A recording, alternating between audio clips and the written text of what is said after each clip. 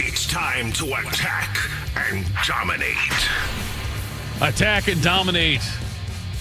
Bobby, it's Thursday for you, but it's Friday for me.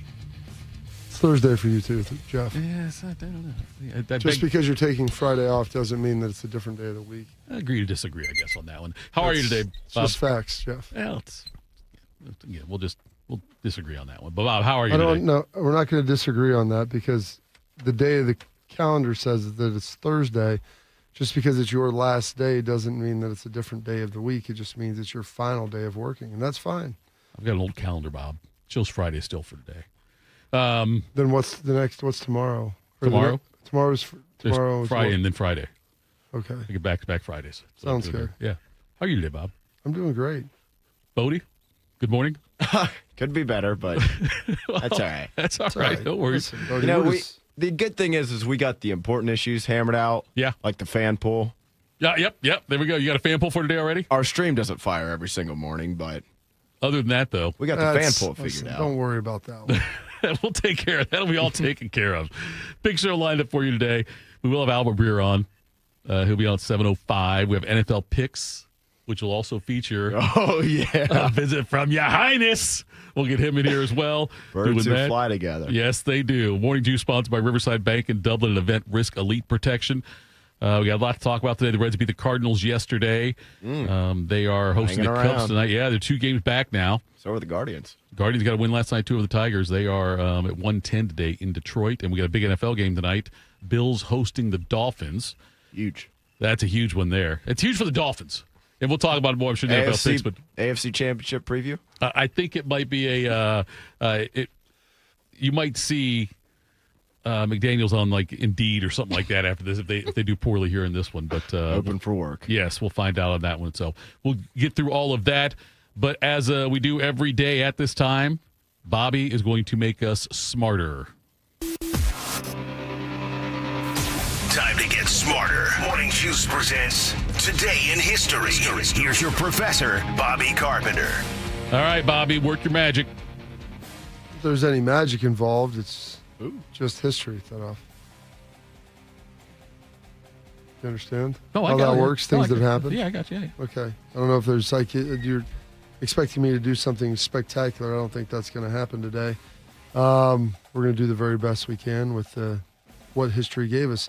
On this date, Thursday, September 18th, the 261st day of the year, 104 days remaining in this 2025. This date's 1793. The first cornerstone of the U.S. Capitol building is laid by George Washington. This date, 1837. Tiffany & Company, at that point in time was called Tiffany & Young, is founded by Charles Lewis Tiffany and Teddy Young in New York City. 1927, the Columbia Broadcasting System goes on air. You know what that is, Thitoff? That would be CBS. Good job. 1955, Willie Mays hits a record 9th home run at Eberts Field. 1956, Mickey Mantle hits 50 home runs. He is in a single season, becoming the 8th player to do so in Major League Baseball history. And then in 1983, Kiss makes its first public appearance on MTV without makeup, promoting their new album, Lick It Up. Everyone in America wants to know, and especially anybody who's been a Kiss fan, and there are many of those over all these years. Very first time out, how does it feel now, without makeup, appearing for the very first time? It feels good. It feels, we've always been close to our fans. In fact, in a lot of the shows, we'd walk out into the crowd to sort of get a feel of what everybody was feeling like. And most often they really wouldn't know it was us. So we've always felt closer, and I think it's time for them to sort of know us a little bit more. It feels very, very comfortable. I hope it seems that way. I feel fine about it. No, I'm fine.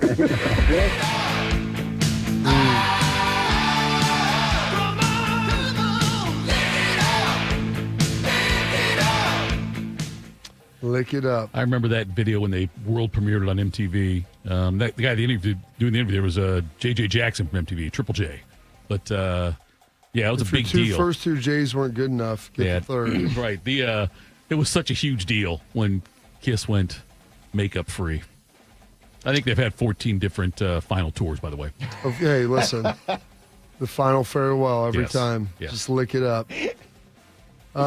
Some birthdays today. Born in this state, 1945, and passed away a couple of years back. John McAfee, the creator of the McAfee antivirus systems. Former director of urban development, Mr. Ben Carson, turning 74 years old. Almost reversed that in my mind. Also separate, I believe, conjoined twins. Bodie, brain surgeon. Nice. Born on That'd this be a bad life, wouldn't it? What happened? Conjoined. That'd be a tough luck, tough draw. For the person or for you or for the person that was conjoined to you? Either way. Could you imagine being conjoined to me, Bob? I could not. How much fun would that be? I would not like to either. What about you and Ya Highness? Yeah. Would you ever be conjoined with Ya Highness or me? It's a great question. I'll have to do a little more research on Ya Highness. Maybe a better time, Ya Highness, but I don't know if I don't know. Maybe more ups with downs. A lot of contact. Absolutely. Second hand. Well, hey, listen, if you can't beat them, join them, is what I've always been told. Yeah, you got to join them. I did miss this. In 2008, the Village People got their star on the Hollywood Walk of Fame. We are delighted today to honor a group of pop culture icons who are celebrating their 30th anniversary for fans around the world. Today, we will place the 2,369th star on the Hollywood Walk of Fame for the Village People. So Jacques, Henry, Village People, past and present, congratulations and thank you. And though I am loath to use the word fans, we want to thank all the people who have put us where we're standing today between Betty Grable and Liberace. Thank you. Did that guy, before he make the announcement, suck in a bunch of helium? Yeah, I noticed that too. And we talked about Ahmad Rashad earlier this week. Alicia Ayers Rashad was once married to the lead, the cop, the black guy in Village People. She was married to him before Ahmad Rashad. Really? Yeah. Learn something new every day, Thitoff. That's pretty remarkable stuff right there. Back to birthdays. Daryl Stingley, born on this date, 1951. I said, Bodie, do you know who Daryl Stingley is? He goes, the name sounds familiar. I go, it should. His nephew plays for the Houston Texans, was, I believe, the 3rd overall pick, I want to say. Was he Sounds third? about right, yeah. Okay. Yeah. He was very high, yeah. Not as high as you. He was drafted very early High on. in the draft. Early on, he was drafted, But yes. a really talented player out of LSU. His uncle was the wide receiver, I believe, for the Bills. Patriots. Patriots, that's right. Patriots, who was paralyzed by Jack Tatum on the field. I believe Jack Tatum had a comment, as I summarized this, about him not, if he's going to get hurt like that, not being on the field. He had no remorse, I guess, at the present time. That changed with history, but at the present time did not. Yeah, I don't. Sorry, go ahead. Go ahead, buddy. I was described as, vicious, brutal, and sometimes even a little dirty. But I take exception to that. I don't think I was dirty. I just think I went into the whistle blew. On August 12, 1978, Tatum delivered the hit that would make him infamous during a preseason game against the Patriots. They're going to put it in the air. Oh, the intended receiver is Daryl Stingley. The man he ran into was Jack Tatum, and Stingley is down. Tatum's hit turned Stingley, a budding star wide receiver, into a quadriplegic. Even though no flags were thrown on the play and no fines were levied against Tatum, his motives were questioned because of his reputation and apparent lack of remorse. The night actually that it happened, went in the locker room after, and Tate was sitting there smoking a cigarette. And Madden came over and leaned in and he said, "Are you all right?" Now, I'll never forget, he took the cigarette out of his mouth and he looked at him and he said, "Why wouldn't I be?" Love it. Why wouldn't I be? With the cig, just ripping a heater. In a damn That's back when the preseason game was real. Hey, listen, the games, you want to tell him that the games didn't matter? I know. It's just, it's people want the guys to care more. Jack Tatum went all out in the preseason. even at his preseason post-game smoke. Yeah. When did his son get drafted? Stingley's son. It's not his son, it's his nephew. I'm sorry, when did his nephew get drafted? Like 2 years ago? It was 2 years ago, that was? Okay. It was Maybe last 2-3 years tops. Yeah, 3 years. He went to LSU. I mean, he was a really good player there.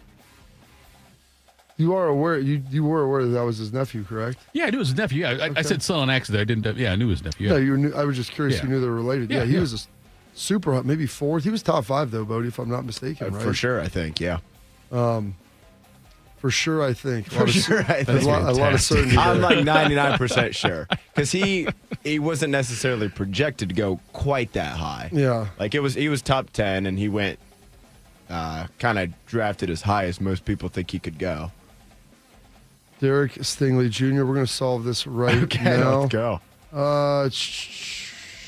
Did he go after Caleb and who was 2? Jaden Daniels?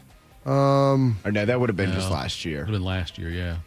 Let's see here. College career, college stats, pre-draft.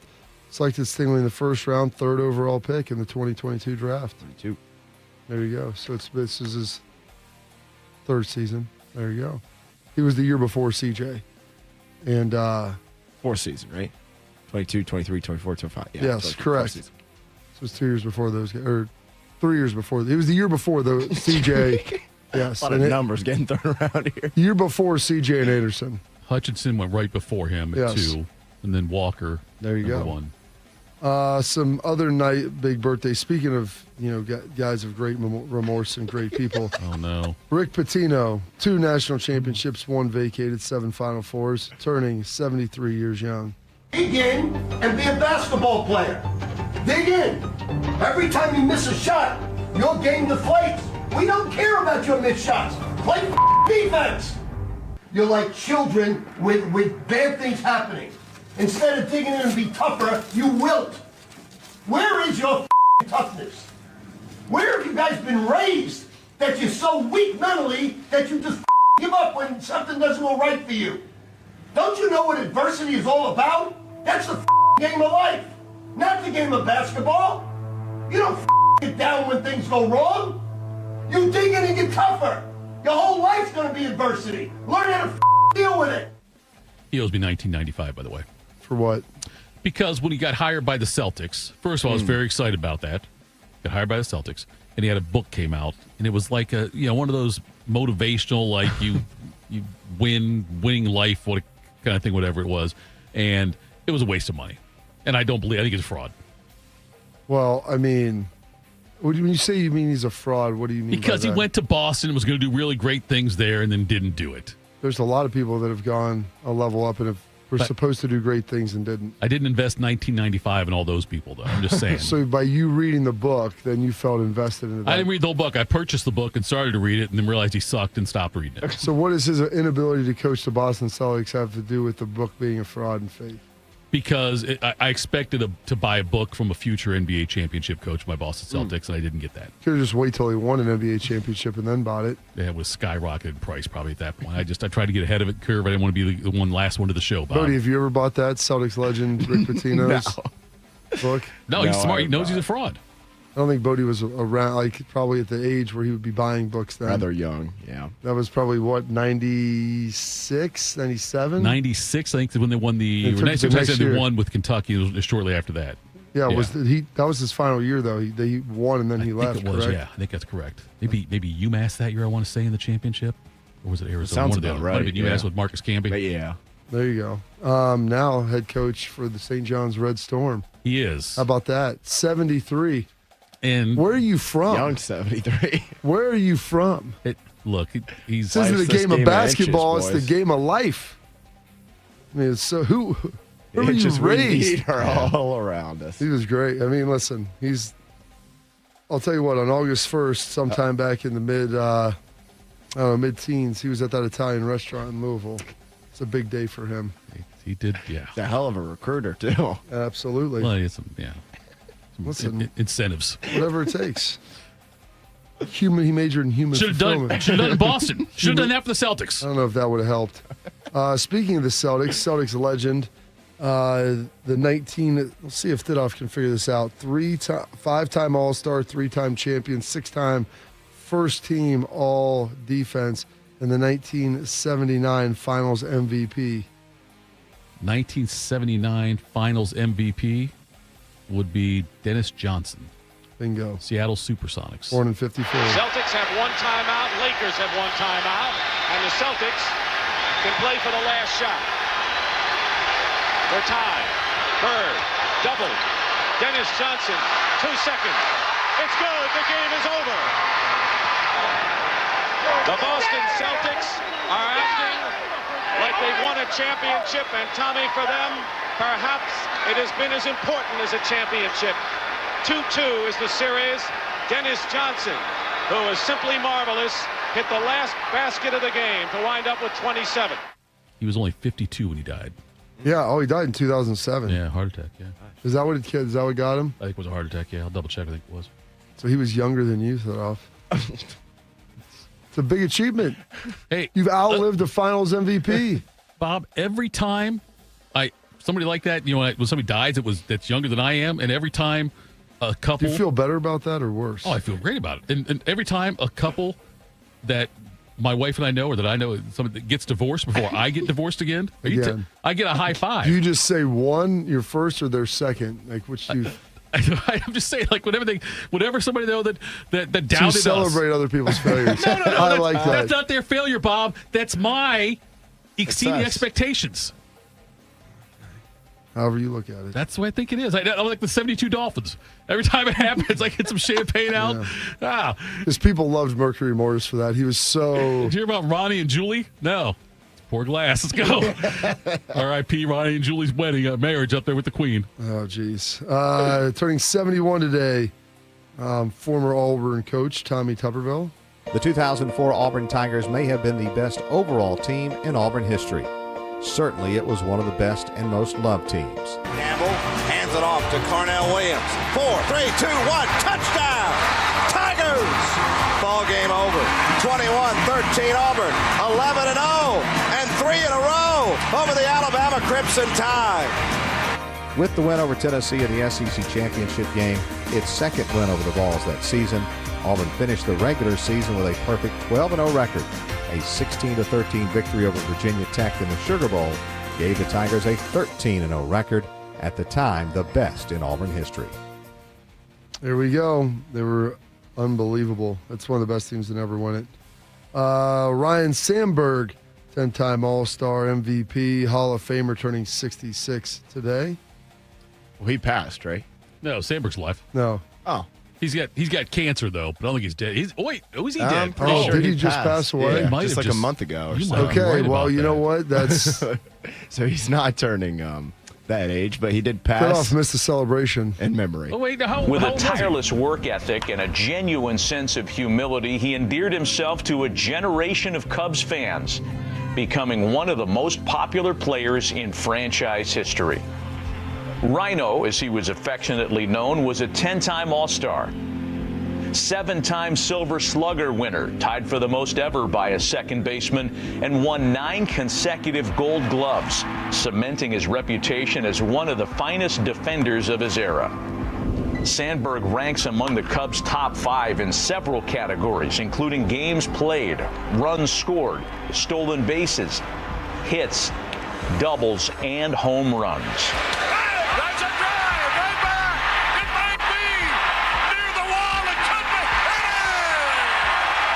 An all-time icon of the franchise, he's one of only 6 players to have his number retired by the Cubs. He did pass away on July 28th. In January of 2024, Sandberg announced that he had begun treatment for metastatic prostate cancer after months of intensive chemotherapy and radiation. Declared cancer-free in August of 24, but on December 10th, 2024, Sandberg announced the cancer had returned, spread to other organs. On August 2nd, 2025, every Cubs player and manager, Craig Counsell, wore the number 23 to honor Ryne Sandberg, passing away about 6 weeks ago. So, well done on that, Bodie. You had the cut, so you were correct in listening to that. Yeah, I was able to cheat a little bit, but yes. So Got lost in that at the start of football season. Apologies on Ryan Sandberg. Bulls legend Tony Kukoc turning 57 today. Lance Armstrong, cycling legend. And also movie star, turning 54. Can I get a bottle of water? Aren't you Peter LaFleur? Lance Armstrong? Yeah, that's me. No, but I'm a big fan of yours. Really? Yeah, I've been watching the Dodgeball tournament on the Ocho. ESPN 8. I just can't get enough of it. But good luck in the tournament. I'm really pulling for you against those jerks from Globo Gym. I think you better hurry up or you're going to be late. Actually, I decided to quit. Lance. Quit? You know, once I was thinking about quitting when I was diagnosed with brain, lung, and testicular cancer all at the same time. But with the love and support of my friends and family, I got back on the bike, and I won the Tour de France 5 times in a row. Yeah, it's all. But I'm sure you have a good reason to quit. So what are you dying from that's keeping you from the finals? Right now, it feels a little bit like shame. Well, I guess if a person never quit when the going got tough, they wouldn't have anything to regret for the rest of their life.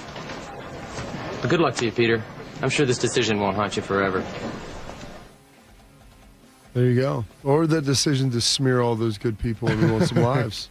I love that. That's one of my favorite scenes in Dodgeball. It's aged pretty well. Because of just the irony of, like, it's just dripping all over it. Is that a good movie?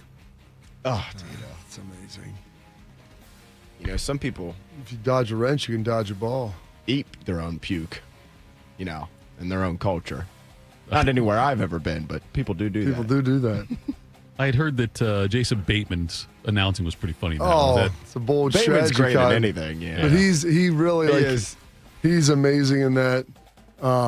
Is it really necessary that I drink my own urine? No, but it's sterile and I like the taste. There's some unbelievable lines in that movie.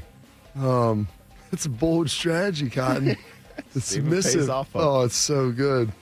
Gosh, you've got to see. He has sunglasses on. He is tremendous.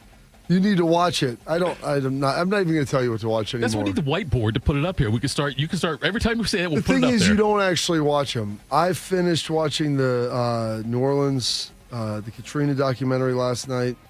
Finished that up, and I'm excited. I was going to start Sheen yesterday, but I probably is something I need to be drinking to watch. just I talked to AJ about it. Well, I think the subject matter is pretty heavy. I watched the trailer, and it almost made me want to have a cigarette after I got done watching it. After we finished The Unknown, the high school catfish story, which was crazy town in and of itself. Some other birthdays today. My good friend, former first-round draft pick, U.S. Congressman, now doing some great things in the private sector, Mr. Anthony Gonzalez. Branch is in the middle. First down and 10. The offensive line has done a great job. Smith dances away from trouble. On the run, caught by Gonzalez inside the 5-yard line. He's now over there in a short slot with Gonzalez outside of him. From the shotgun, Smith in the protective pocket. Could not find a receiver. Now goes downfield. Gonzalez got it. Touchdown. Buckeyes strike. Anthony Gonzalez coming off his first start a week ago. 68 yards. Probably the greatest play I've ever seen in person. He was on the receiving end of the catch from Troy Smith up in Ann Arbor in 2005 with about 45 seconds remaining on the clock, putting us on the 3-yard line for the go-ahead score. Still use the sleep chamber thing? It's not a sleep chamber. The hyperbaric chamber? Okay. I don't know.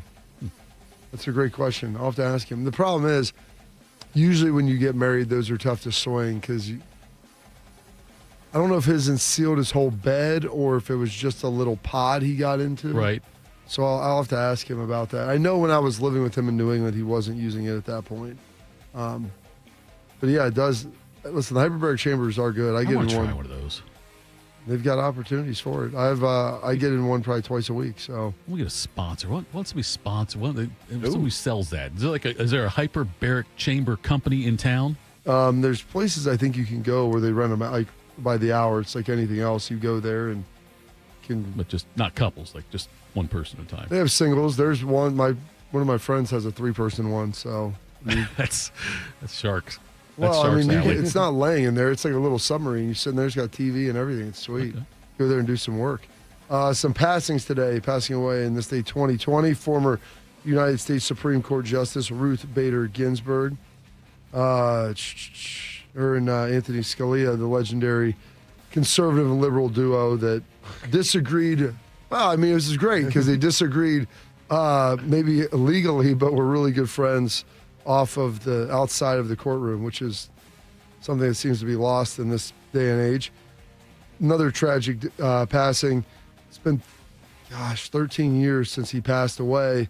His father outliving him, but one of the curators of NFL history, Mr. Steve Sabol.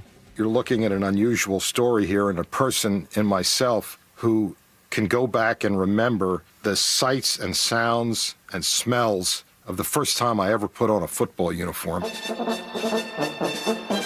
I remember being in 4th grade, and I can still remember the feel of the leather pads on my shoulders and the way they smelled. To me, football was all about myth. You know the Kermit the Frog in the Muppets? And he has a great line. He says, I always knew what I wanted to be even before my tail fell off. And even when I was a little tadpole, I knew this was the first time I ever sat in front of a little editing machine in 1962 and had film and ran through. I just knew, I said, if John Facenda was here, I'd say, this was your destiny. If John Facenda was here, R.I.P., another legend. Steve Sabol, though, him and his father Ed doing such a great job with it. And Steve passing away before his father Ed. Father Ed, it was his birthday a couple weeks back, Buckeye as well, and NFL Hall of Famer. Bodie was happy about this. Cowboys legend Bullet Bob Hayes passing away on this date, 2002. All eyes on Bob Hayes, fastest man in the world. Hayes went like an express train. Faster than a speeding bullet, and that was Bob Hayes, Bullet Bob Hayes. Bob Hayes is a football player who just happens to be the world's fastest living human. Hayes goes down in history as a trailblazer. Was ahead of his time, was probably that first unique burner. Hayes had the race in his pocket the minute he left the starting blocks. Hayes was the only athlete to win both an Olympic gold medal and a Super Bowl ring with the Dallas Cowboys. They were a team that thought outside the box before the rest of the league even knew there was a box. They drafted Bob Hayes, feeling that he could be a dynamic wide receiver, and in fact, he was a wide receiver that changed the game. Wide receiver that changed the game. Yeah, he was the,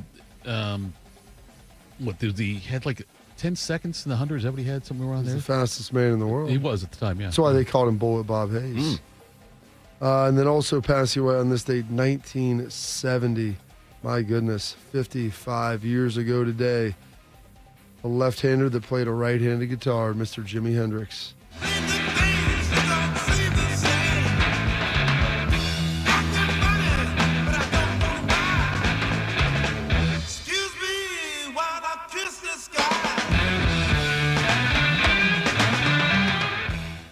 Oh, one of the absolute legends and tremendous, like I was saying, on the guitar. I had to look this up because they said that Hayes was the only person to win an Olympic gold medal in the Super Bowl, because I thought Ronaldo Nehemiah had. Who is that? Ronaldo Nehemiah was he played for the 49ers and won a Super Bowl there, but he was the favorite in the 110-meter hurdles for the 1980 Summer Olympics, but that was when the U.S. boycotted it. But he was the favorite, though. Ooh, that and he didn't get to do it, but he was somebody, he ended up winning a Super Bowl with the 49ers. He was not a good receiver at all, but they got to do fast. He did play in the NFL, so I would say he wasn't he wasn't among the best receivers. I would say that he was. They brought him in because of his speed, not because of his hands. Yeah, well, and that's what you sound like my kids saying this guy's washed, he's trash. I'm like, well, he is one of the best 1,600 players in the world, so most people would categorize that as being fairly elite. But I did read that Hayes and Jim Thorpe are the only two guys with a gold medal and in the Pro Football Hall of Fame. Oh, Jim Thorpe, they had to go back and posthumously give him back because they took him from him because he was playing if it's pro football or pro baseball, one or the other, yeah, like playing some professional sport, and they're like, well, you lose your gold medals now. Yeah, you were an amateur, so yeah, you lose them. It was crazy. Yeah, and then they went back and from the grave, they just tapped on his headstone. Yeah, said, "Here you go, buddy. Here you go, buddy." Hayes went into the Hall of Fame after he had passed. Yeah, that's the best he's time. Not alone in that, obviously. Yeah, that's the best time to put people in. It's after they're dead. Couldn't get that one a little sooner. Hey, see Pete Rose for that one. Some holidays observances today. It is First Love Day. It's International Read an eBook Day, which I don't like the ebooks. I like the normal books. National Cheeseburger Day. Ooh. National Ceiling Fan Day. National Respect Day. And United States Air Force Birthday as well. And those are your historical events, your birthdays, your passings, your holidays, observances. For this date, September 18th, the 261st day of the year, and 104 days remaining in this 2025. And if I'm not mistaken, this would be, I think, the 5-year and 1 month anniversary of Morning Juice. Ooh. It's kind of like the Beach Boys, though, now. It feels awkward for me now. Everybody else, I'm the only guy that's left. Shark's dead. Schleich died. Bean went on to bigger and better things. His best days are ahead of him. We're no I'm longer, the only one that they left. I'm the only one that they left behind. It's kind of like Interstellar. I'm like Matt Damon out there in that one spot, Bodie, just hanging out, waiting for the cavalry to come back. Yeah, you're right. That does feel awkward though, but. All right, coming up next, a major change for college football. Morning Juice.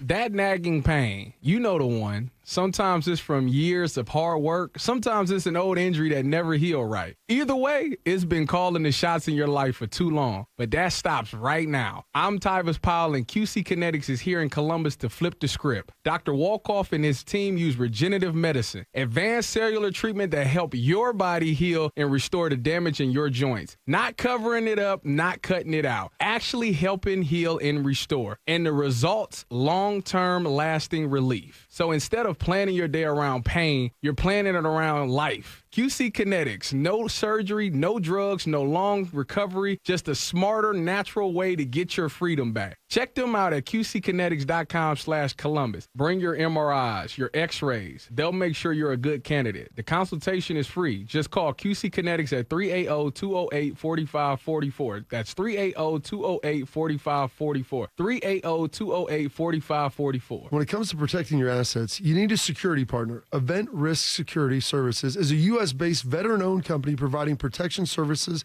consulting to Fortune 500 companies, movie studios, celebrities, and high-net-worth individuals. If you're tired of fluff margins with low compensation for poor quality services and an endless revolving door of vendor staffing, then give them a try. They're virtually the same cost, and they can address what keeps you up at night. Event Risk. Check them out at eventriskinc.com to learn more. Hey, what's up? It's T-Bone. My good friends over at Sleep Better Columbus want you to know that if you're 65 or older, enjoying those golden years, but maybe you're dealing with restless nights, you need to listen up. Are you tossing and turning, struggling with sleep apnea, and that leaves you wiped out during the day? Well, it's time to reclaim your rest with Dr. Mark Levy at Sleep Better Columbus. As a leading provider in non-surgical sleep apnea treatments, Dr. Levy helps you breathe easier and sleep deeper with custom oral appliances, a comfortable alternative to CPAP. The best part is that Sleep Better Columbus is in network with most medical insurance plans and is a proud Medicare provider, so your coverage can work seamlessly with Sleep Better Columbus. And as we head toward the end of the year, don't let those benefits go unused. You don't want to wait to use your deductible. Act now to make the most of it with Sleep Better Columbus. Call Sleep Better Columbus today at 800-MORE-SLEEP or visit sleepbettercolumbus.com. Once again, that number, 800-MORE-SLEEP or sleepbettercolumbus.com for your consultation. Sleep better, live better, you've earned it. Your child is sick. With those 4 words, the innocence and joy of childhood disappears. But Starlight has taught us 4 other words that make all the difference. The power of play. Happy kids heal faster. That's why Starlight Children's Foundation delivers happiness through gaming, toy deliveries, and more to hospitals across the country. Learn more at starlight.org. One man is a national champion, NFL veteran, and local business leader. The other man is Tito. This is Morning Juice. Sponsored by Riverside Bank of Dublin. Here's Bobby and Tito.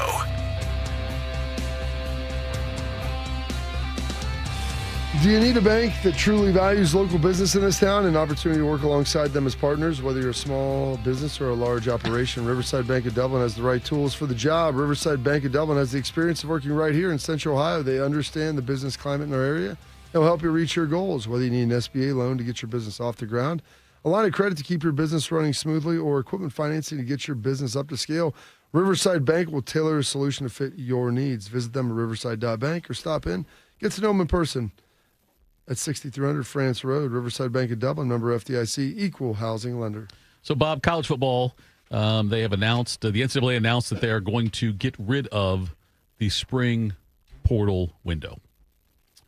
And I don't think I can make a judgment if that's good or bad yet until we see if they're going to the single portal window, like what the dates of that are going to be. You know what I mean? Because we know famously Ohio State and Notre Dame had a bit of a disadvantage last year, I would say, with the way the portal worked. And even the Texas and Penn State. Penn State, yeah. Okay. I mean, it's any of the teams that were in the final. I mean, you could argue all final 8 teams. Yeah. I mean, you're trying to play for an opportunity to go win a national championship. Meanwhile, everybody else, the portal's opening. Right. I mean, Penn State had their quarterback leave. Backup quarterback left, yeah. I mean, heaven forbid something would happen to Drew Aller, and it's like, well, Bo Perbula would be here, but he's in Missouri now, so there we go. Well, thank God that James Franklin could have overcome that with his coaching, a loss like that. Without a doubt. If you could... He welcomes that adversity. If you could pick the perfect time and length... Ooh, how about the girth? For the portal window, Bob, when would it be? What's the ideal time for it? Because talking to coaches that I know, and Schleggs has been a huge advocate of this, I would say the best time would be sometime in May, late April, early May. The issue is that there are still some schools, not many, on the quarter system like Ohio State, and so they finish up their spring ball like in May. Mm-hmm. I think Oregon's still on quarters, Washington, Northwestern, and so they're all on quarters still, so their spring ball runs a little later. But if you do it then everybody can get sometime. You do that sometime, April, May, whatever. They can all enroll and have summer classes. You don't get that spring window, but it forces guys to stay there that even though the season may not have went the way they wanted, they have to then go and try to lean in to see if you can win a starting spot or see how that's all going to work. If it doesn't work then in the spring, then you can leave. With part and parcel with that, the NCAA, they've opened up some of the regulations where they have like those OTAs in the summer. I would kind of expand that a little bit more to make sure that the guys transferring at that point can come up to speed, and nothing with pads on or anything, but get that up to speed, and so that they would be able to go in there and then be able to get it done. And that eliminates any issues surrounding surrounding that transfer portal and when the season's done. Also, it eliminates a lot of issues for guys who commit to play there, and then all of a sudden you sign a transfer. Right. And because they have that early commitment window, which is, I'm not even sure when that is now, but it's prior to the transfer window. So high school kids commit, and then boom, maybe you bring in a couple transfers, or you have guys committed, you bring in transfers they haven't signed yet, and then you're over the deal. And so then you're bumping those kids. So that kind of eliminates that ability as well. I just think, Bob, it makes sense to get rid of spring practices. Why? Because I would rather I think you do that, and then you start the summer practices a little bit earlier than that. I just don't, I mean, I know you've got a limited number. You've got 12, 15 practices. 15 is what you get in there. And I would think it would make it smoother if you have for college football. If you have the portal window, then you can do it whenever school ends for everybody. So do it in the summer at some point before the practices start up. But so you're advocating that they have practice in the summertime? Yeah, I'm advocating starting practice sooner than they do right now. What do you mean sooner? Like camp? Yeah, like camps and everything, yeah. Do you know anybody that's elongating camp at this point? Any level? No. So why would you think that would be a rational solution? I would rather have I'm just trying to understand this, because right now you have summer camp, starts early August, maybe late July, depending on when you're playing. We're also talking, by the way, Thitoff, about moving the season up. Right. Which I think will eventually happen. You get done with the season, whatever, end of early January. You have your winter conditioning, couple weeks off. Couple weeks off there. If you play forever, maybe you have a week or two off. Winter conditioning, spring ball, a little bit of time off, some summer training, OTAs. Their OTA stuff now kind of embedded with that. Maybe a couple of days off, and then they start training camp. Pushing that forward, I mean, you could. They're trying to get the consecutive days in padded practice and everything like that are the things that they're trying to avoid. And so I'm trying to figure out how making camp longer is going to solve those problems. It feels to me like it's big. And I'm thinking the big picture, the way it's disjointed with the transfer portal the way it is, and guys sometimes go to spring ball, and we have the different schools and all these stuff that have different dates where they can do things and enroll in all these things. It's stuck. The academic calendar is really killing it. They could just eliminate the school part of college, and I think that they'd really be there in a good spot. I just wish it was more aligned, I'm saying. Yeah, well, the problem is I think everybody does, but everybody starts at different times because they're not basing around the football calendar. They're basing around their academic calendar. So that's the problem, is trying to blend all these things together. And that's why you're not going to start training camp earlier. Yeah. Relative to the season. If you move the season back forward, I guess you would say, you could move everything else forward with respect to the same time. Mm-hmm. But they're never going to make training camp longer. All they've done is cut training camp down. Yeah. So the solution then is some sort of interaction in the summer where it's a non-contact piece, but guys are able to then still learn and develop and understand what you're doing, akin to what the NFL does. Yeah. That's what I was trying to think, more along the lines if you could do something where it's, because I feel like college football is so aligned with the NFL now in so many different ways, so much alike other than the school part. Is. But that's why I wondered if something like that would be beneficial to college football if they had something more like that. Well, they have the OTA. They created that last year or 2 years ago. Yeah, 2 years ago, yeah. And so they're starting to kind of build that out, and it's a function of what is that time constraint? I mean, they still have the 20-hour rule. There's still different rules. Of like in the summer, you weren't allowed to use a football with your coaches for a long time, and that was this OTA thing where they finally said, hey, that's the dumbest thing ever. Why wouldn't we let these guys who are here anyway spend X number of hours a week in meetings and on the field with their position coaches? All right, coming up next, we'll hit you some quick hitters. Morning Juice. Hey, it's Bobby Carpenter, and football season is here at Columbus, and Germain Toyota of Columbus has the winning plays. Drive home a brand new 2025 Tacoma SR5, just $269 a month for 36 months, 10,000 miles a year. Or power up with the Tundra, now just 1.75 APR for 72 months. Don't wait. These deals, they won't last long. Stop by Germain Toyota on the corner of I-70 and Bryce Road, or shop anytime at germaintoyota.net. Germain Toyota of Columbus. See dealer for details. Your child's oral health milestones matter. By age 1, see a pediatric dentist to establish good oral health habits. At 7, see an orthodontist to check your child's bite, teeth, and jaws. Around 15, visit an oral and maxillofacial surgeon to have your child's wisdom teeth examined. Remember, milestones met, healthy teeth set. Visit milestonesmet.org.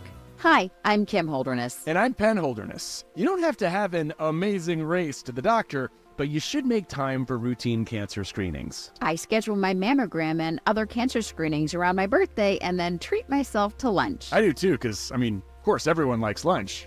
The C word can be scary, but routine screenings can detect cancer before symptoms appear. And early detection equals better outcomes. Go to preventcancer.org to find out which cancer screenings you need. You know what hope is? Hope is action. Carving a path forward, even when it's hard. And kids who still know how to dream. They're the best pathfinders of all. So at Child Fund, hope means helping millions of children living in poverty worldwide to grow up healthy, educated, skilled, and so all those good things can come true for them. Safe. And that means safe at home, safe at school, and safe online. Hope means walking this path together. All of us. Because when we work together, we can do so much more. That's right. Hope includes you. Child Fund, because we need each other. To learn how Child Fund works with children in 23 countries to help them achieve their full potential, visit childfund.org. That's childfund.org. At National Geographic Society, we believe in the power of wonder. It drives us to explore, pushes us to see the world differently, moves us to action. And we believe that today, wonder is more essential than ever. Wow. That's why we're supporting a new generation of explorers to ask big questions, make breakthroughs, and bring the future closer. Wonder awaits. Will you join us? Visit natgeo.org/wonder. Bobby Carpenter, husband, father, Buckeye. Jeff Thitoff, husband, father, idiot. This is Morning Juice. Morning Juice. Tito, Bobby, Bodie. Say 5-year and 1 day anniversary of the Juice there, Bob? Is that what we said? 1 month. So 5 year and 1 month. 5 year and 1 month. I think it was August 18th. Shark would always remember that. He wrote everything down. Yes, he did. So I saw that 18. It kind of spurned that in my head.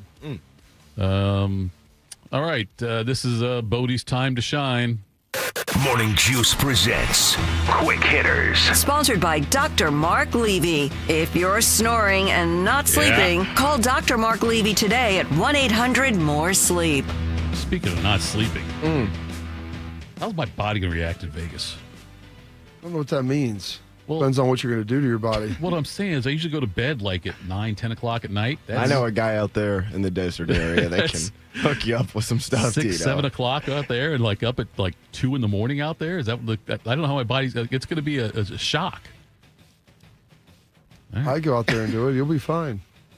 You're a professional athlete. I've been paid to be a professional athlete in over 12 years. So, I mean, once was a professional athlete, sure. I would say for a 54-year-old man, Tito, you're peak condition. I appreciate I'd say, like, if I look at you, condition. I'm like, is that David Goggins? Oh, no, it's just Tito. I can't. No, that's a problem in the airport. It's like, Clooney. No, it's Tito. Sorry. That's why I wear the fan shirt usually in the airports. They don't think I'm Clooney. Exactly. We'll start with the NFL here, guys. The Washington Commanders, they're officially heading back home. The team spent 1961 to 1996 at RFK Stadium in the nation's capital, and the return to the area became official as the District of Columbia Council voted in favor of the move on Wednesday yesterday. The Commanders will invest $2.7 billion, and they'll cover the cost of overruns to build the 65,000-seat stadium there. The district will contribute $1 billion of their own. The team has long targeted 2030 as the year that the stadium must open. That is in large part so it can host big events such as the Women's World Cup in 2031. Their team owner, Josh Harris, said today is a historic day for the D.C.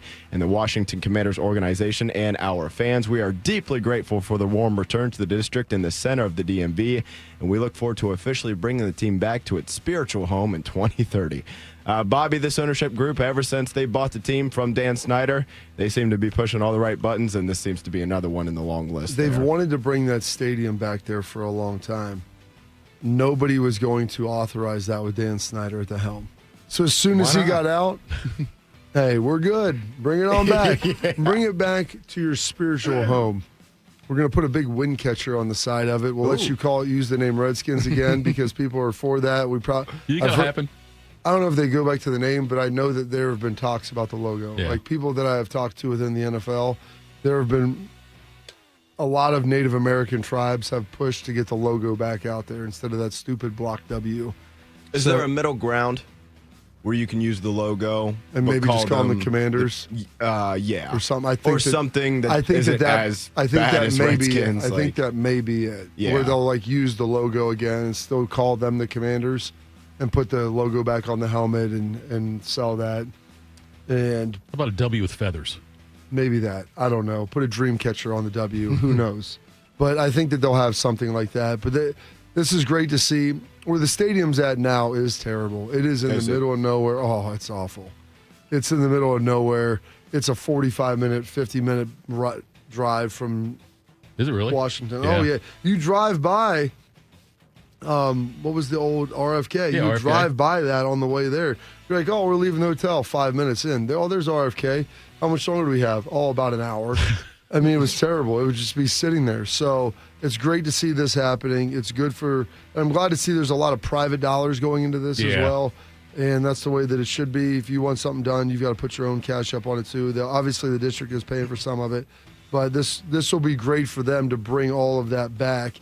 And I'm sure they'll have a Super Bowl there at some point. Yeah, I don't this doesn't strike with me as hard just because I've never had to travel to the stadium. You know what I mean? Like, I see the stadium on TV. That's what I see. So I can't possibly grasp, I guess, the importance of this happening. But I hope put the stadium in like Springfield, and that's basically what you're doing. Okay, yeah. So I mean, it's not quite that far, but it's like that. I am curious though to see what they do about the logo and about the nickname, if that ends up getting changed back or somehow adjusted. Ask Albert Breer about it today. He's a guy that knows people. I could ask Albert Breer. It's a good question, Bob. It's a good to suggest there, Bobby. On to college football here. We've got a bit of a snip, snap situation going on in Boulder as the Buffaloes, they're turning back to Caden Salter as their starting quarterback for this weekend's matchup against Wyoming. Salter, he started the first 2 games of this season, throwing for 261 yards, 1 touchdown, no picks. He added 2 touchdowns on the ground as well. But then the team switched to Ryan Staub for their 36-20 loss against Houston last Friday night. Staub in that game went 19-35 for 204 yards, 1 touchdown, 2 picks there. As they sit at 1-2 on the season, Colorado will host Wyoming this Saturday. Then they dive into Big 12 action next weekend against Brigham Young. Tito, we'll have to see if Coach Prime can get this offense going. But needless to say, they really are missing Shedeur Sanders and Travis Hunter right now. Yeah, they really are. And I don't – it's they're just not nearly as relevant as they were last year at this time. Remember, we talked about it a lot. Talked about they had their season opening win against, TCU last year. And then that was 2 years ago. 2 years ago, okay. Yeah, that was in Coach Prime's. That was Coach Prime's first year. Yep. First year, yeah. But if you look where that was at from that moment to now, and it's just the relevance meter's gone way down for me. It's not something that we talk about or that I talk about outside of, with friends when talking sports and things like that. It just doesn't come up very much anymore with Colorado. And I wonder if it's run its course. I wonder if Colorado's already had their best moments in football with Deion there. Well, what's interesting about that is I think their team is better on whole than it was before, but they don't have Travis. They don't have Shedeur. Like, there are some issues that are obviously holding them back. But they narrowly lost to Georgia Tech. Like, they played them really tough. Houston beat them up a little bit at the end of the game. We'll see if they can get a victory over Wyoming. You got BYU coming up, TCU. Like, there's some winnable games. Their schedule isn't all that easy by Big 12 standards. If they win 6 games this year, I think that's a win. Think so, yeah. And they have to keep recruiting at a high level, but their offensive line is significantly better than what it was prior. And if they just got to keep building a program, we'll see if that's something that Deion wants to do. That's what I was wondering about, because Deion, I'm sure. Look, it was a lot of fun probably coaching his sons and also Travis Hunter. Like that was probably a lot of fun to do that, and all the hype that they got when he first got there, and the catheter he needs now. Yes, that also, and but he also can't wear flip flops. But anyway, I wonder though, Bob, if it's as much fun for him now, and if that would. If they end up having a struggle again this year, if he'll end up walking away sooner rather than later. Well, I mean, Bob, as soon as I said it, look, I know what you're going to say. As soon as I said it, I know you're going to say everything always happens sooner rather than later. I get that. I understand. I just threw a phrase out there. If I don't see you sooner, I'll see you later. I know, Bob. Look, sometimes I just start a sentence. I don't know where it's going to end up. I don't know. Hope to find it along the way. Bob, that's been probably we'll make another Deion Sanders reference here. Working with you like this and spending this much time with you has kept me on my toes. No offense, Deion. I'm just saying that I was waiting for that. Because I'll say something and I can tell from the moment you look up at me that I said something Why did I look that's up going to at be you? questioned. Okay, look down on me. Just look over to you. Over to me. That's fine. Put a altitude with it. To say that we've seen their best, here's the thing. He's made them a relevant, more consistent program. And he probably needs to be able to do it for this year and one more year. And then I think if he was able to pass it off and they've got like some good recruiting and things that have moved in the right direction, then I think he will have served his purpose there. I think the tough part for them, too, if you want to word it that way, is them getting to a bowl game on a consistent basis is a massive improvement from where they were. They were the worst team. They were just really good for their standards again last year. That it's hard to see them getting back to that 9-10 win range without a. I mean, they had the Heisman Trophy winner at Colorado. It's been a minute since that happened. I look at it though, but with Colorado, I guess that part of my standard, part of my when I think of Colorado, I think of some of the years under Bill McCartney when they have they have Rashawn Salam there. 35 years ago. I know. No, Bob, I know. I'm not saying it's Grace. I'm not saying Pastor 30 years ago. I'm not saying it's completely right, but when I look at a team and look at their legacy and look at how they're doing, I that comes into my mind. I just have a different idea of what, because you're in your mid 50s. That could be guys Bodie's age. Colorado's never been that good. Yeah, I know, and that's what makes the three of us such a magical trio. I missed Ryan Sandberg passing away. That was 6 weeks ago. You're talking about 30-plus years ago. I'm just saying, that is what I think Colorado should be. So you imagine you're Colorado with Bill McCartney out there paying dudes under the table. And Paul. Rashawn Salam. Yeah. Cordell Stewart. Slash. Westbrook. Singing lead vocals for Leonard Skinner. Yes. You're hammered drunk in the front row. That's what I think of for Colorado. So and I don't know if Deion will ever get them I like to to that imagine point. my Deion Sanders with a full 10 toes, still running that 4.4340 with a big gold chain and no catheter hooked up to his hip. Oh, Deion. All right, coming up next. Hanging out with Michael Irvin after a long night as a bender. Top of the hour. Working some one-on-ones at Valley Ranch. We'll have Albert Breer with us. That golf ball-sized crack rock in Michael's pocket. This is Morning Juice. When it comes to protecting your business, whether it's your staff, property, or assets, don't make a crucial mistake by contracting companies that provide subpar and unprofessional service. What you need is a security partner known for their unwavering professionalism and unnatural liability. You need Event Risk. Event Risk is a U.S.-based, veteran-owned company that not only specializes in on-site guarding, but also offers armed security associates and executive protection agents. Event Risk, elite protection for your peace of mind. Hello, my name is Eric Rose, CEO and founder of Event Risk Security Services. We are a U.S.-based, veteran-owned company providing protection services and consulting to Fortune 500 corporations, movie studios, celebrities, and high-net-worth individuals. If you're tired of fluff margins with low compensation for poor quality security officers and an endless revolving door of vendor staffing, then give us a try. For virtually the same cost, we can then address what keeps you up at night. Visit EventRiskInc.com. Hey guys, 13-year NFL veteran and Super Bowl champion Jason McCourty here, and I'm the Innovation Ambassador at FAIR, Food Allergy and Research Education. I would say the most challenging thing as a parent of a kid who has a food allergy is probably the ignorance that I myself had in the beginning. I didn't know what anaphylactic shock was. I didn't know the dangers, let alone the things that she needed to be able to have a normal life. When you go to drop your kid off, and every single time in the beginning, we'd have to go through everything she was allergic to. Preparation is everything. And me, for playing football for 13 years, it was all throughout the course of the week. It's getting ready for game day. When you're on the field, you're playing for your fans. At home, you're playing for your family. My playbook, read labels, keep it allergy friendly, and have an epinephrine nasal spray as a backup plan. Because when my family's safe from food allergens, that's the real victory. Visit foodallergy.org to learn more. Through Travis Manion Foundation's Operation Legacy service projects, veterans, families of the fallen, and inspired civilians across the country come together under the common cause to serve in honor of our nation's heroes. Service projects include city beautifications, planting memorial trees, volunteering at shelters, park cleanups, and more. Ask yourself, if not me, then who? And register for a project near you or as a virtual volunteer by visiting oplegacy.org.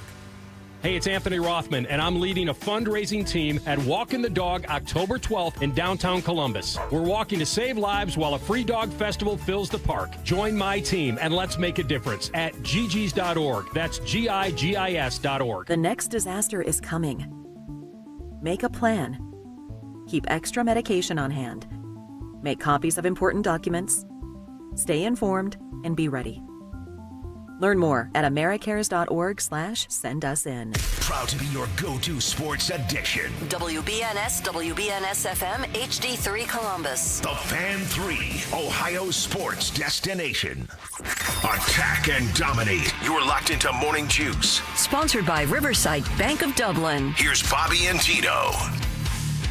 Morning Juice. We'll get Albert Breer on here, MMQB, quite shortly. And don't forget, at around 7:20, Bob and I will do our NFL picks. And Bob, I'm just, not that you would do this. I'm not accusing you of doing anything nefarious. But I think it's fair for us to ask Albert Breer questions about the NFL, but not try to pick his brain for knowledge for the picks. I never do that. That seems like your selfish ends. No, I'll tell you what, actually, Bob, what it was, I thought about it, and then I decided to deflect and put it on you, like you're saying, I don't think you would do it, but we shouldn't do it, is what I'm saying. That's fine. I was trying to pre-blame I ask him questions that I want to know. It has nothing to do with the picks. Well, I mean, it is important, though. This pick segment is pretty important, I think. We do that, but we'll have Albert Breer on here momentarily for that. Are you interested much in this game tonight, Bob? Buffalo, Miami? Assuming that it's not if it's an entertaining game. Yeah. I don't think that. What is the line on this? Oh, it's like 12.5. Yeah, I was going to say, I figured it's at least 10. Yeah. So not so much. It's in Buffalo, yeah. If it was in Miami, maybe you'd have like 16,000 people there watching the game, but maybe it'd be hot so it could screw Buffalo. I don't know. Did you hear what Tua came out and said? Like, he was singing the praises of Josh Allen. Like, that guy's a great quarterback, and it's all okay. these. No, but like, it's. I wish I was that good. Yeah, it's kind of what he was saying there. Was like, and they're making about the same amount of money, I think, too. I think about a similar contract as far as that goes. But I can't, wants to be better. I can't get a like Miami. It seems like they have fallen off so far. Well, they've gotten rid of most of their players. I know, but like even some of the other ones are beating people up. Maybe right. Allegedly. Yeah, sure. Ex-wife, allegedly. Well, I mean, I will say this. Ex-wife. I mean, when you establish a pattern of behavior going back to your time in college of punching your pregnant girlfriend in the stomach, I mean, yeah. The signs have been there. I'm not sitting here saying that he's guilty, but I'm sitting here saying that I've seen a lot of signs pointing toward the guilty road, if you will. So, Tua also is just... really good dude. Opposite of Tyreek Hill. Yes, but on the field, I mean, what's he had at this point? One good year as a starter? Yeah. Like, I know he's had injury issues and whatnot, but if I would have asked, how about this? If I would have asked you this 5 years ago, okay, quarterback most likely to win a Super Bowl, maybe 6 years, whatever it was, 6, 7 years ago. 5, I don't know. When I'm just trying to think of when it happened.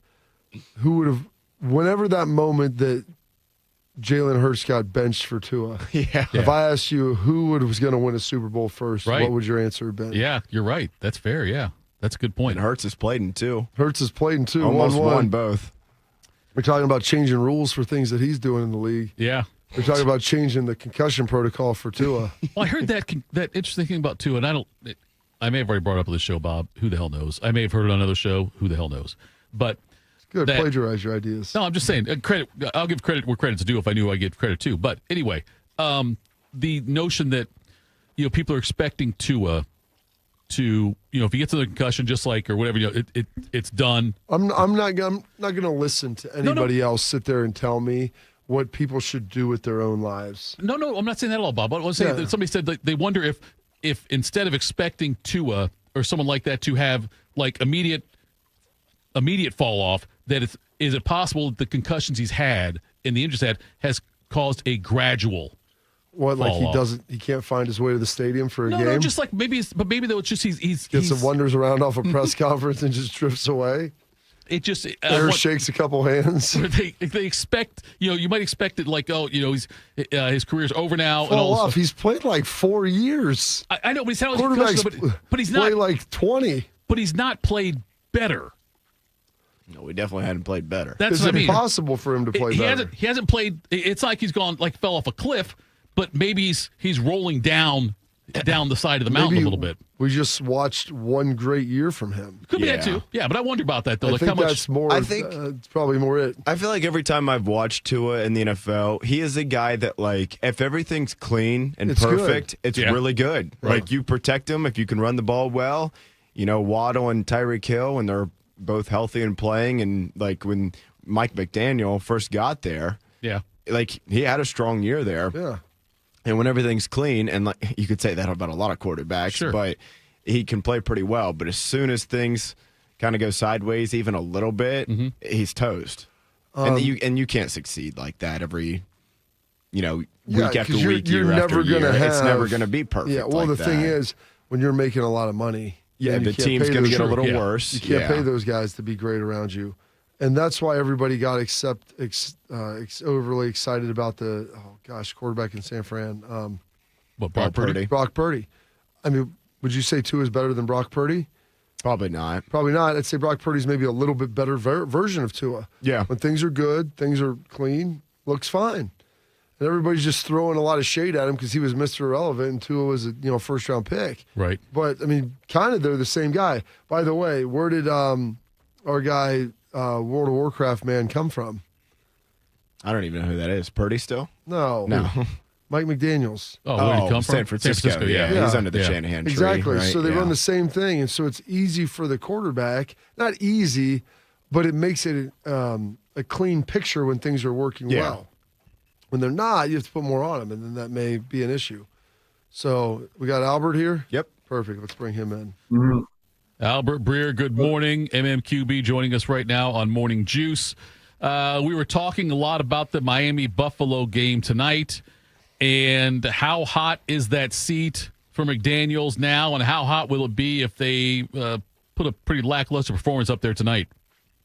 Well, first of all, I apologize for my appearance. It's raining You look outside. great. I just went for a run. But I look like a wet dog right now. Bro, that's like a shower and a workout all in one. You should feel great. Yeah. If you want to go Tom Cruise style and take the shirt off like a volleyball game, you can do that.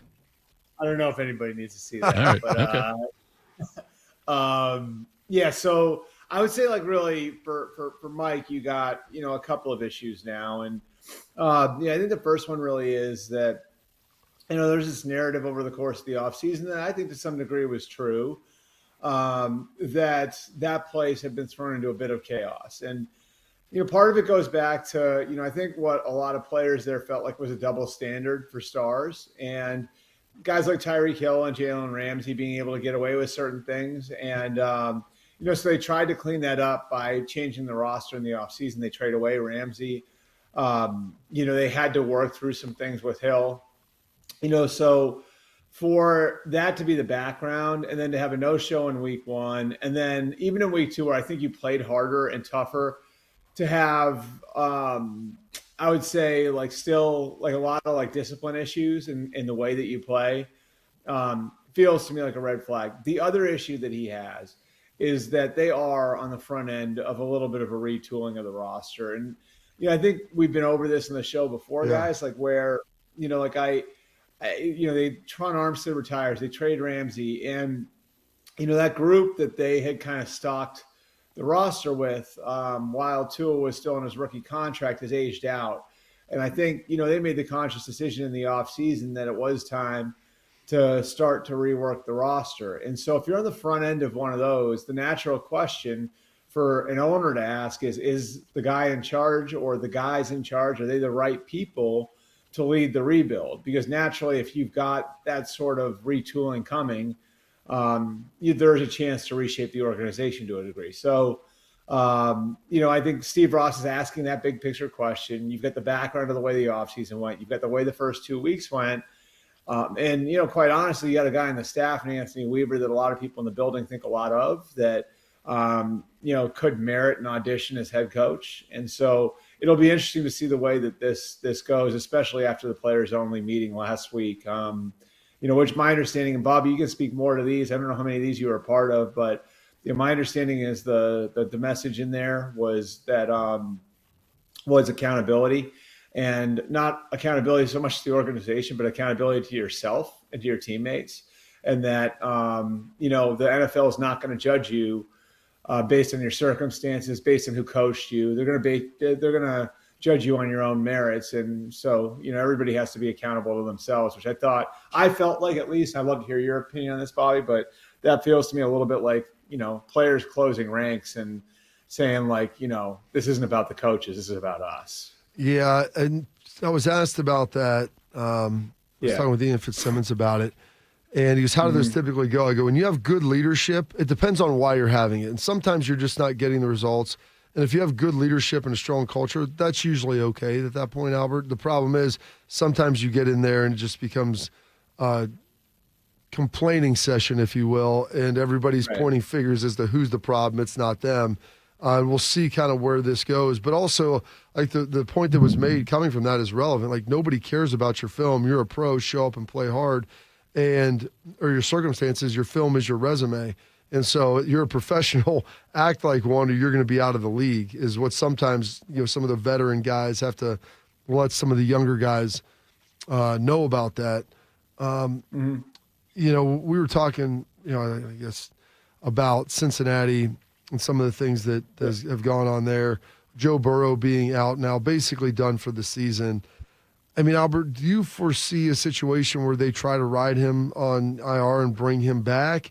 Or if not, they roll, with Browning. And even if they do that, like, is there a chance that they could divest assets or different things, given that this seems like kind of a lost season? Yeah, I mean, I think this is sort of a wait and see right now. I don't think there's and I think this particular injury, there may not be the most concrete timetable. So I think, when people say 3 months, that's, assuming everything goes to plan. And if everything goes to plan, then you start to put the pieces together. And as you start to put those pieces together, to me at least, I look at it and I don't think the season's lost. Now they've got 11 games between now and December 14th, which would be the 3-mark month exactly. On that 3-month mark, they play the Ravens. So if you really push this, and let's say that the Bengals go 6-5 over that stretch, which Jake Browning went 4-3 over a 7-game stretch 2 years ago. Now all of a sudden you're 8-5. You've got the Ravens in that Week 15 game, but then the last 3 games, they're not layups, but I believe Miami's in there, Arizona's in there. You could see a scenario where it's you could get in with some momentum. So I think the optimistic way of looking at it right now is to say, yeah, we could really hit the ground running when he gets back, and other parts of our team will have improved. And that's sort of the way it was a couple of years ago, where when you lose your quarterback, it forces other parts of your team to develop. That's the optimistic view of it. The pessimistic view of it is things don't go great in his rehab, or the doctors say, you know what, it's better that we shut him down based on all the injuries that he's had. And that happens over the next few weeks. And then, maybe you have some harder decisions to make on your roster with guys that wouldn't be around in 2026 anyway. So I still think there's a lot to be determined when it comes to that. And obviously it's really, really unfortunate. I mean, you feel horrible for Joe, all the injuries he's had to go through and everything first and foremost. But if there is a way to get back, just knowing who Joe is, I know he'll do everything he can to get there. And yeah, it'll be interesting to see,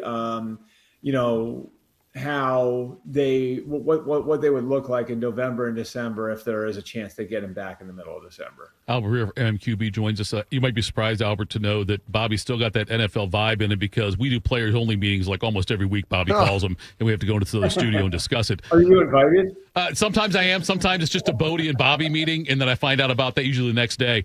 But there's no fracture here in the relationships. We're all good. Albert, how much, and I know the part of this is because of suspensions and injuries, but how much have the Chargers closed the gap on the Chiefs in the AFC West? I say right now it's down to almost nothing. There may not be a gap. Now, that's with the Chiefs having a rookie at left tackle. That's with the Chiefs having Rashee Rice suspended. That's with the Chiefs having Xavier Worthy hurt. So I'm always I've been telling people, I'm be careful about burying the Chiefs. I went back and looked at this because I consider them sort of this era's Patriots, right? And this was interesting. The Patriots went to 8 straight AFC Championship games from 2011 to 18. I looked this up, guys. In 4 of those 8 seasons, they started the year 2-2. 4 of the 8 seasons that they wound up in the AFC title game. So I think they're similar in that, like, when you're at that level, you can sort of use September, even parts of October, to develop your team, to figure out who you are, and then to lean into what you're good at. And I think that that's still where the Chiefs are. And because of their circumstances with Rice, with Worthy, with Josh Simmons, I think we're going to be looking at a team that looks different today than it does a month from now, than it does 2 months from now. So I am certainly not going to be the one to throw dirt on the Chiefs. I think they're going to be in the mix at the end. Does that mean they'll be back in the conference championship game? I don't know that. But I certainly wouldn't count them out. And I certainly think they could look different in 5 or 6 weeks than they do right now. But the Chargers are catching up, and the Chargers have a real identity. And the Chargers, the one thing that stuck out to me when I was at their training camp was how physically big they are now, and how Jim Harbaugh has really kind of carved that team in the mold that we saw his Stanford teams, his San Francisco teams, his Michigan teams built, And so I think that piece of it, like Jim Harbaugh having the sort of like big physical team that he wants, the roster that he wants, is now in place. And Justin Herbert's playing his best football. And I think it's interesting because one thing that they've done to make Justin Herbert more effective is they've given him the green light to run more. I had a good conversation with Greg Roman about this, their offensive coordinator, last week, where he said to me, there's nothing more demoralizing to a defense than you have everything covered, your rush plan is good, and oh, by the way, here's the quarterback leaking out to rip off 5 yards and the chains are moving again. He's like, Patrick Mahomes has done that to this organization forever. And to see Justin start to do that to everybody else, like now you're going to see full-fledged Justin Herbert. So I think the Chargers are right there right now, right neck and neck with the Chiefs. But because of who the Chiefs are, the pressure is going to be on the Chargers to keep up as the Chiefs get better as the season goes on. Is it too late, or would you advise to buy stock in Danny Dimes right now? I think what I like about where they're at is that there was this stat that a couple of guys there gave me that was really interesting over the summer, that they were 29th in total defense last year. They were 30th in giveaways, and they still won 8 games, right? So they bring in Lou Anarumo from the Bengals to shore up the defense. And then the idea on offense was they really believe they had the talent in place to play at a high level on offense. They just needed somebody to come in and operate the scheme correctly from the quarterback position, and it wasn't happening with Anthony Richardson. And I kept hearing that from their coaches, from their staff over the summer. It's like, we just need somebody who can come in and run the offense, when we were talking about what was going to win the job. And that's why Daniel Jones was led throughout to win the job. And I think as much as this is Daniel Jones showing that he can play a little bit more than some people thought, I think it's, wow, they actually do have some talent there. Like Alec Pierce and Josh Downs and Michael Pittman and Tyler Warren and Jonathan Taylor and, Bernard Raymond on the offensive line. They've got a pretty good group, And so I think, this is like the team that was built for Anthony Richardson. And I think it almost, when I watched them play the last couple of weeks, to me, I think Shane Steichen is a hell of an offensive mind, and they do have good players there. It's almost more of a window into how far lost Anthony Richardson was than how good Daniel Jones is. And that's with all due respect to Jones, who I think can be a good player in the right circumstances. That's the thing that I wonder about is if Jones continues, and he can't continue, but if Jones ends up having a really good year, though, for Indy, does that look worse for the Giants staff or better for the Colts coaching staff? Like, is it I can't believe the Giants didn't use this, or man, the Colts are really good at getting this out of him? Well, but then don't you have to indict the Colts for picking Anthony Richardson in the first place? Yes, that's fair. Because now all of a sudden, like, Daniel Jones looks this good. How bad was Anthony Richardson? You know what I mean? So, I think it's, again, like, but I think, you know what it is? It's like, it's a window into how important the circumstances around the quarterback are, especially when the quarterback is young. And like, I think too often we try to divorce the quarterback from what's around him. And I mean, it's easy to forget this. Patrick Mahomes, Josh Allen, and Lamar Jackson were all drafted on the playoff teams. Like all those franchises made the playoffs the year before those guys came into the league. And so those guys are all great players, obviously, and maybe it would have been fine otherwise, but they all walked into really good spots. And, Daniel Jones the last couple of years was playing behind like a dumpster fire offensive line situation because of injuries and a number of other factors. Daniel Jones played for 3 different head coaches and 4 different offensive coordinators in New York. Like a lot of things went wrong for Daniel Jones in New York. And now he's going to a place where all those guys that are in that huddle have been in the same offense with the same head coach, with the same offensive coordinator for 3 years now. So I just think as much as anything else, it's weird. It's more of an indictment in the way we judge quarterbacks, I think, than it is of either of those organizations. Because I think too often we just look at these guys in a vacuum like they're basketball players. You know what I mean? Right. Like LeBron James can come in and change the format. Like a 25-year-old LeBron James could probably come in and make the playoffs with any franchise in the NBA. Right? Yeah. Is that fair? Yeah. Right. Yeah. It's not that way. Football isn't that sport. Quarterback can't do that at that age. It just doesn't work that way. Albert, the way you go ahead, Bobby. Go ahead. I was gonna get him out of here because I want to have one more question for him. Yeah, okay, because I'm curious about this. Ben Johnson had some comments on it. Sean Payton also talked about the Tom Brady situation. Lots being made of him being on the headsets. You talk to a lot of NFL coaches. What is the prevailing consensus among them, or is there any type of consensus about the Tom Brady situation with him calling and then also working for Fox? I think some people might be missing the mark a little bit. Like there's definitely a competitive advantage. And I think it's, I don't think coaches are as concerned about the strategic part of it, right? Although it is a factor. And you would be like, if you're the Commanders and you have the Raiders this week and 2 weeks ago, Brady was in production meetings with you. You'd be concerned. Same way, if you're the Bears this week, you'd probably be a little guarded with Tom Brady, knowing that you play the Raiders next week, right?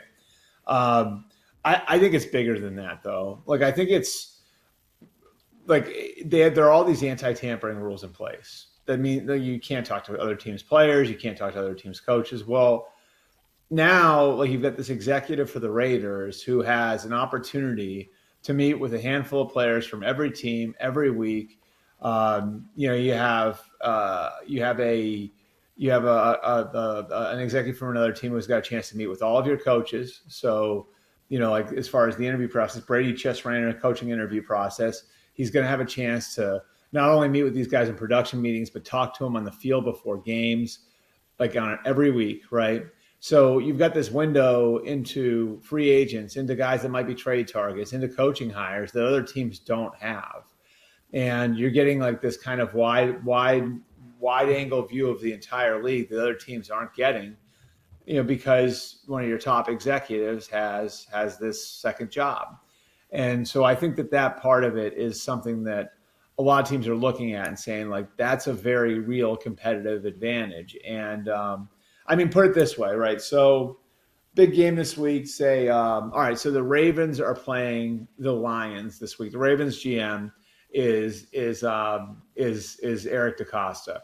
Would you think it was weird if last week before the Lions-Bears game, Eric DaCosta was just milling around on the field talking to people before that game? Oh, yeah. That's real. You know what I mean? Like, so I just think that's the way people got to think of it. Don't think of it like, oh, yeah, Brady is like stealing plays. You know what I mean? Like, it's not that. I've told people like, that's not it. Yeah. Right. It's just this big picture competitive advantage when it comes to doing research on players, getting ahead on free agency, get ahead on coaching hires.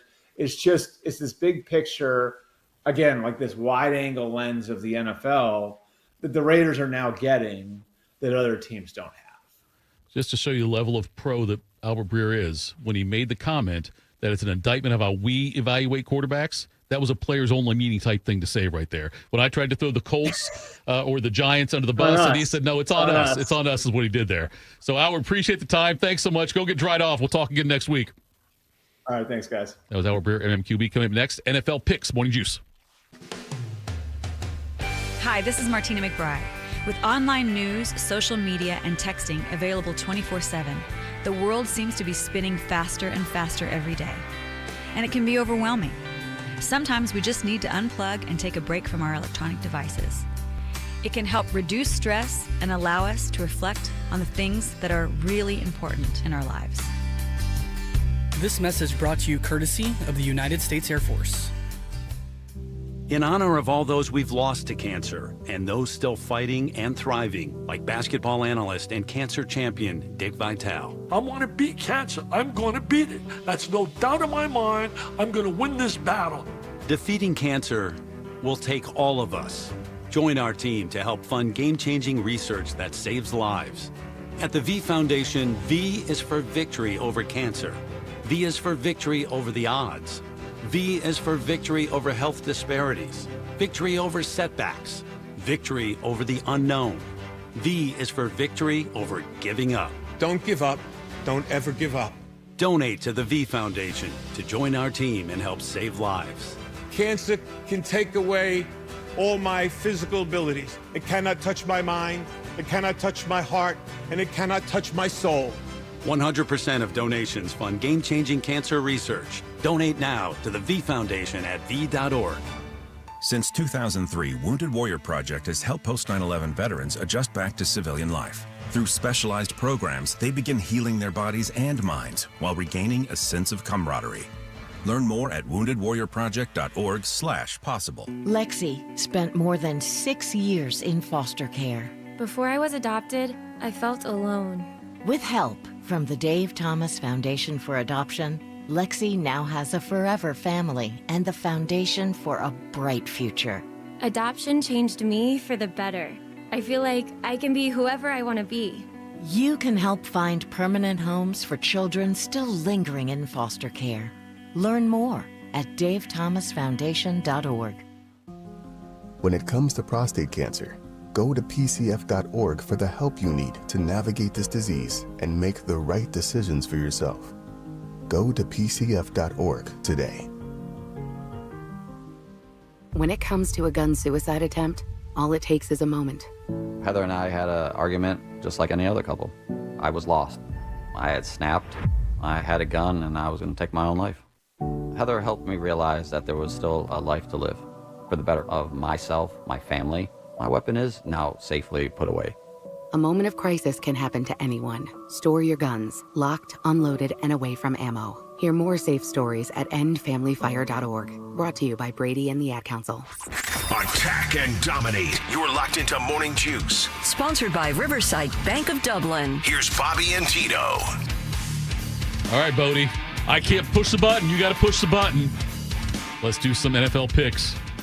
Morning Juice presents NFL Picks. Sponsored by Roosters. Roosters is giving away 12 ultimate Buckeye experiences, tickets, sideline passes, trips to a first-round postseason game, and more. Register today at roosterswings.com. All right, fellas, damage from last week. Tito 9-7. Bobby, you went 7-9. You guys are both at an even 17-15 on the season. Thursday night football tonight. Miami's at Buffalo. Bills, biggest favorite of the weekend, 12.5 in this one. That's beefy. Big number.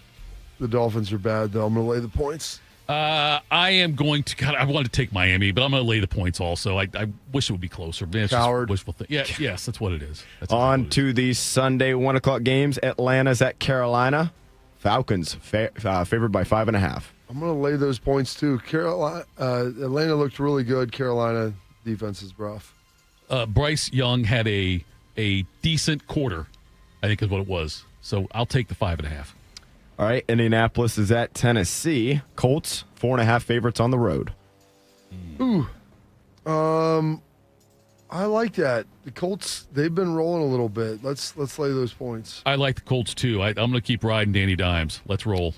All right. 10 years ago, this would have been the game of the weekend, but no longer the case. Pittsburgh's at New England. Steelers favored by 1.5 on the road. It's a big spot for both teams to get it rolling. I'm going to roll with Aaron. Let's lay the points. It's a big moment, big game for Pittsburgh this year, I think. I think their defense especially. Their defense has to show up. Give me Pittsburgh, and I'll lay the points. The Todd Bowles Bowl The Jets are on the road against Tampa Bay. Bucks favored by 6.5. Ooh. Oh.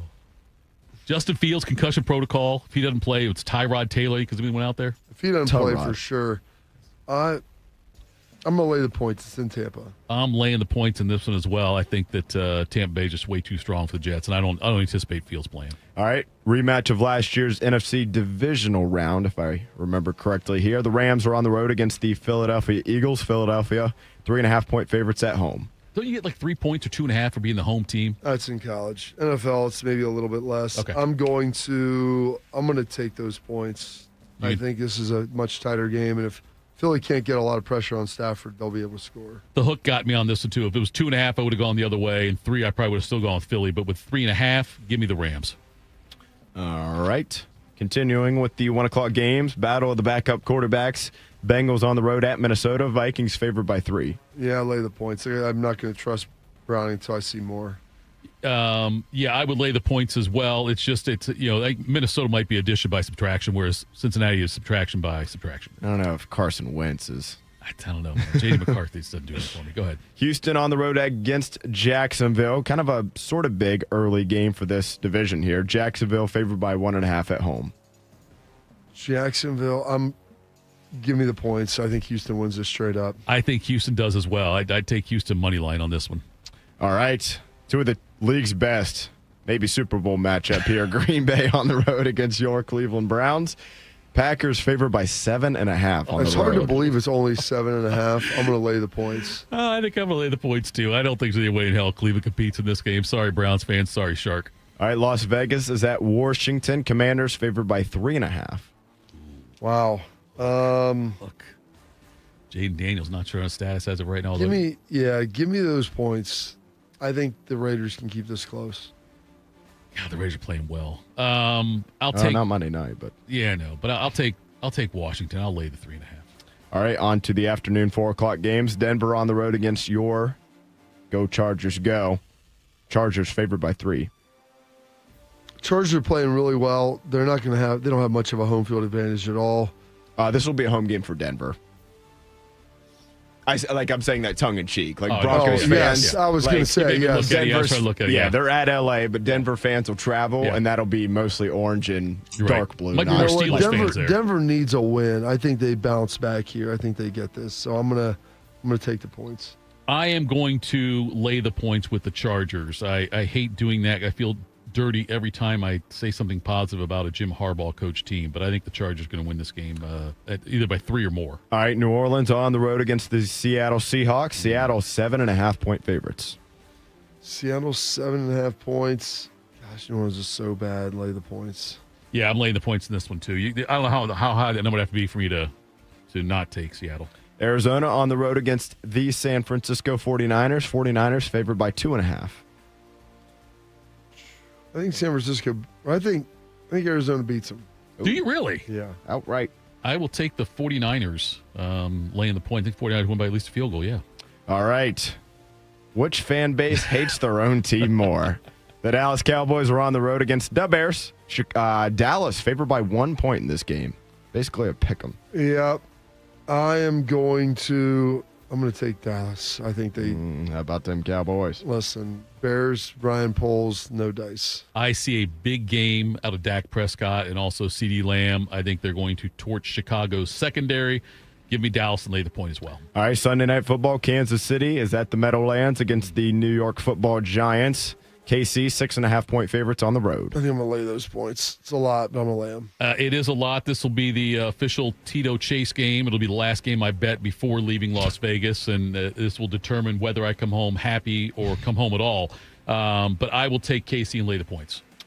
And then Monday Night Football this next week here. Very good game. Yeah, Detroit on the road against Baltimore. Ravens favored by 4.5. It's a big number. Give me the points. Detroit obviously looked really good last week. I think I'll take the points in that one as well. Give me Detroit. Getting the 4.5. All right. You got them all recorded on there? Yes, sir. Let's bring in our buddy. Ya Highness, WeWinYouWin.com joins us.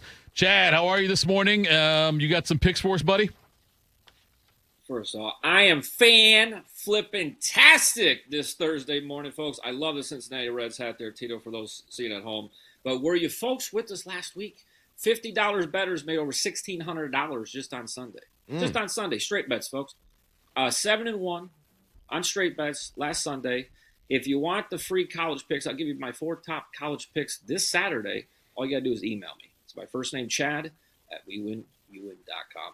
No catch, no credit card, nothing. I'll just shoot you over the email with the plays. I'm here to help the peoples. Let's get to it. All right. Give me your that's outstanding, by the way, and don't think I'm going to be blowing up your phone the next few days because I will be. But give me a couple plays you like this weekend. So I came across this trend in the NFL for week 3 that I think we cannot ignore. And since 2010, so the last 15 years, teams that are 0-2 facing a 1-1 team are over 70% against the spread. I got 4 games on the schedule in the NFL that meet that criteria. I got the Houston Texans, or 0-2, facing the Jacksonville Jaguars, like both you guys picked. I love Houston money line. I think Houston wins that game outright. I love the way Nico and C.J. Stroud were gelling. They got that touchdown early last game. I like that. And I think Jacksonville's a little inflated with the public in these first 2 weeks. So that is actually going to be your Highness's highest play of the weekend. It's a 5% play. We're going with the Houston Texans money line. Yes. The other game that meets that criteria is the Carolina Panthers. This one I don't like as much against the Atlanta Falcons, but I'm just going to trust the numbers. I'm going to give you 4 plays. They should go 3-1 based on historic data. So the Panthers with the points. The New Orleans Aints are also 0-2 playing the Seattle Seahawks. They've been on the cusp. I'm not a big Rattler fan, but he's mobile enough. Here's a great player prop that we've been playing each week. Spencer Rattler's rushing yards. Either longest rush of the day or rushing yards for the game. Usually his line's around 9, 10, 11 yards. He's been getting around 20-plus rushing yards because he's scrambling late in games. Guys aren't open. He's good on his feet. He goes, picks up 5-6 yards. He does that 2-3 times a game, cashing that ticket. And then the last game, I think you guys are both on the wrong side of this game, but the Bears are 0-2, taking on the Dallas Cowgirls. And I think that Caleb Williams' accuracy is terrible, and I mean terrible. I've been saying this forever. He's got every other attribute out there. He's not a very accurate quarterback, but they do get it done. Ben Johnson getting his first win, week 3, against Bobby's Cowgirls. Book that one. Ya Highness joins us here, WeWinYouWin.com. And like he said, if you email him, he will give you his college picks, his 4 college picks for the weekend, also his best picks. And I'm curious, there's a Big Ten game coming up on Friday night, Iowa taking on Rutgers. Do you have an inkling on that one? Yeah, I'll give you my favorite play for college today and tomorrow. I like Rice money line. That's down in Texas, better known for baseball, but they got a good football team as program. And then Iowa, the Hawkeyes, Rutgers. Give me the Hawkeyes money line going on the road. It's a touch juicy, but go ahead and lay it. About 2 to 3% play.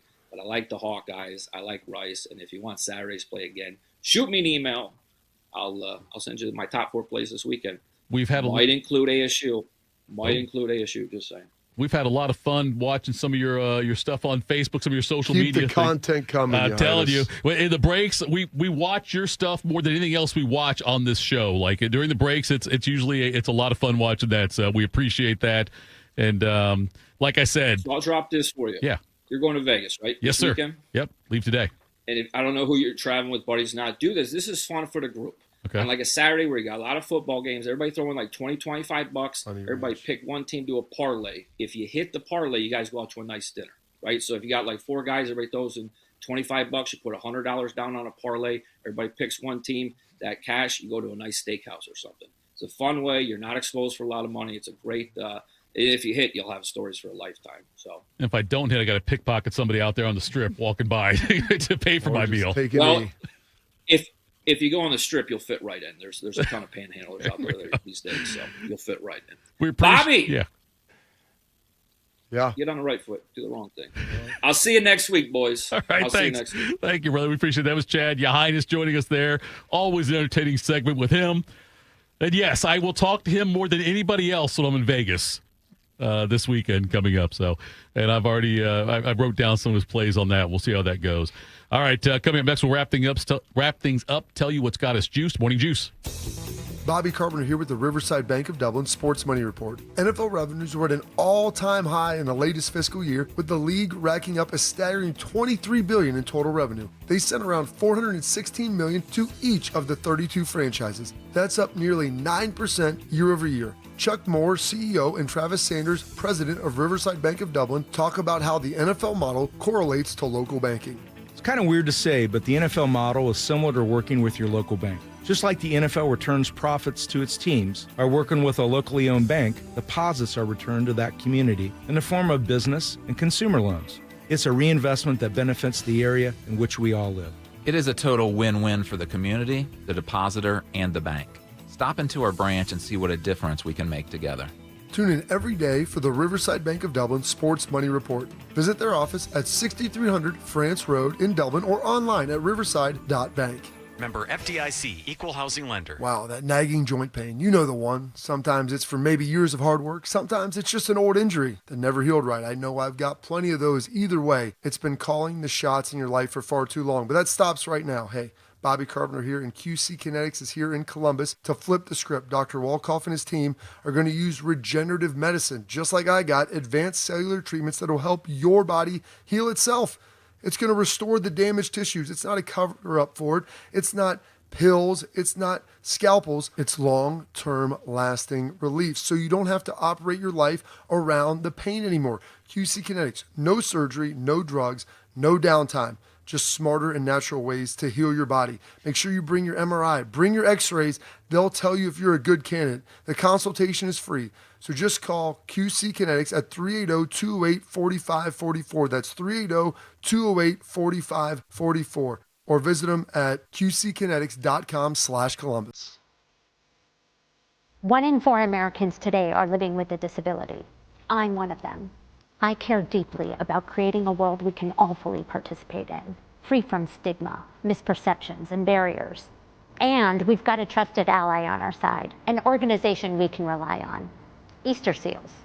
Rooted in communities nationwide, Easter Seals helps empower millions of people, regardless of age or disability, through its life-changing services and powerful advocacy.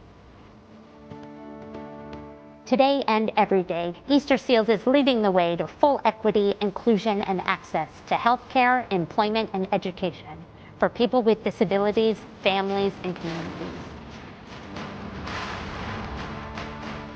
That's my Easter Seals. Make it yours. Learn more and get involved at easterseals.com.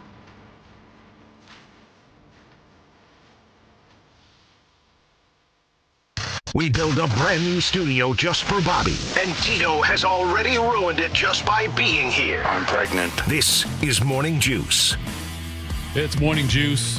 Do not adjust your calendars. It is Friday, even though Bobby wants to try to convince you it's Thursday. We will play like it's Thursday when we decide who goes first in this segment. If I can find the right button. There it is. I got it. Here we go. I think these computers over here are weird. How is it weird? What's got you juiced? Sponsored by Billiards Plus. Find your next grill and everything you need for the master griller. Billiards Plus on Dublin Center Drive in Dublin. So what's weird about that mouse? The mouse, it's very sensitive. Bodie saw it when he came and played with a little bit. You can adjust the sensitivity of your mouse on there. No, how do you adjust sensitivity of the mouse? You turning it upside down and looking at the I bottom. I was looking to see if there was a button or something that said sensitivity. Is that makes you about 1,000 years old? No, okay. If it makes you feel better, Tito, I probably would have done the same. No, I didn't realize that was. If you go into the control panel and then you go to the Mises section, right? The Mises, to and pieces. you can adjust like the size and the sensitivity of it. I can. Yeah. Okay, you know what? Heather doesn't have that control panel, so don't try to adjust that on her. I can tell you, neither one of them did. Neither of them do. They're both, I think, one of them's live. I don't know about the other. Yeah, anyway, no, I'm just, I don't want to. Just jump on the right foot and do the wrong thing. All right, so it's technically Thursday, so what's got Schleg's juiced over there? You work out so hard, but my diet, I just break it on there because I work out and I eat right. I do everything right probably 90% of the time. But when I do break it for that 10% of the time, I break it hard. And it's called Bluebell. The best ice cream in the country. I love it. You never heard that before? I don't know that I have. I think I've heard probably at least half or even most of them at this point. But That's got a Ya Highness vibe to it, the way he started singing that. Him singing the jingle at the end. I don't even know if I've heard the Bluebell jingle, to be honest with you. I don't feel like it's a super popular ice cream brand. I thought you said something else at first anyway. He loves Bluebell. That's great. Good job out of you, Schlegs. If you're going to cheat, ice cream's definitely the way to go. What's got me juiced, guys? You know, it's always good in today's time to have a nice little reminder that there are good people out there. I mentioned a handful of days ago when I was at the Notre Dame game Saturday night, we sat next to a great group of people, made the game that much more fun, even though we couldn't cover anybody for 3.5 hours. That wasn't very fun. But nevertheless, that was fun. And then yesterday, I didn't realize this happened, obviously. I must have dropped my wallet out of my gym bag on my way back up. Oh, it's terrible. Into my apartment. And several hours later, I mean, this was most of the day, honestly, had passed and heard a knock at the door. And I was like, who in the world is knocking at my door at 7:30 at night? And one of my neighbors was like, hey, is this yours? That was my wallet. And I was like, yes, sir, it is. And thank you very much, because that would have been a pain in the rear. I've actually never lost my wallet to this point, knock on wood. So keep the streak going there. So I'm very appreciative of that guy doing that for me there. Definitely saved me a lot of headaches, I'm sure, because that could have been a pain to have to replace that and obviously get a new license and insurance cards and all that whatnot. So good job out of him just doing the right thing. Yeah, I don't know if he jumped on the wrong foot or jumped on the right foot and did the wrong thing, but he did do the right thing. So that had me juiced. Juiced that it's Thursday, guys, being off on Monday. It's been kind of throwing my week off a little bit, and even coming here this morning, you still feel like you're halfway through the week, and then I'm like, no. It's Thursday. Yeah. Weekend's almost here, baby. Let's go. Oh, you got games tonight. Yes. Well, a game, maybe for a half. Tonight, you know what, though? This is a good Thursday night game for me, because most time I go to bed at halftime of the Thursday night, Sunday night, Monday night games, and I have a feeling that this game, by time halftime, this one might be over, which I'm okay with. I'll see most of the action there. So that's all got me juiced. Mr. Bobby Carpenter, what has you juiced, sir? Oh, what's got me juiced? A lot of things. Number one, by going to the control panel, Bluetooth devices. I mean, do you realize you can switch your mouse from a right-handed mouse to a left-handed mouse? Bob, honestly, I didn't know that either. I'm telling you right now, if this was me at home, I would throw the mouse away and get a new mouse. All I would do. I didn't know you could that adjust would not have.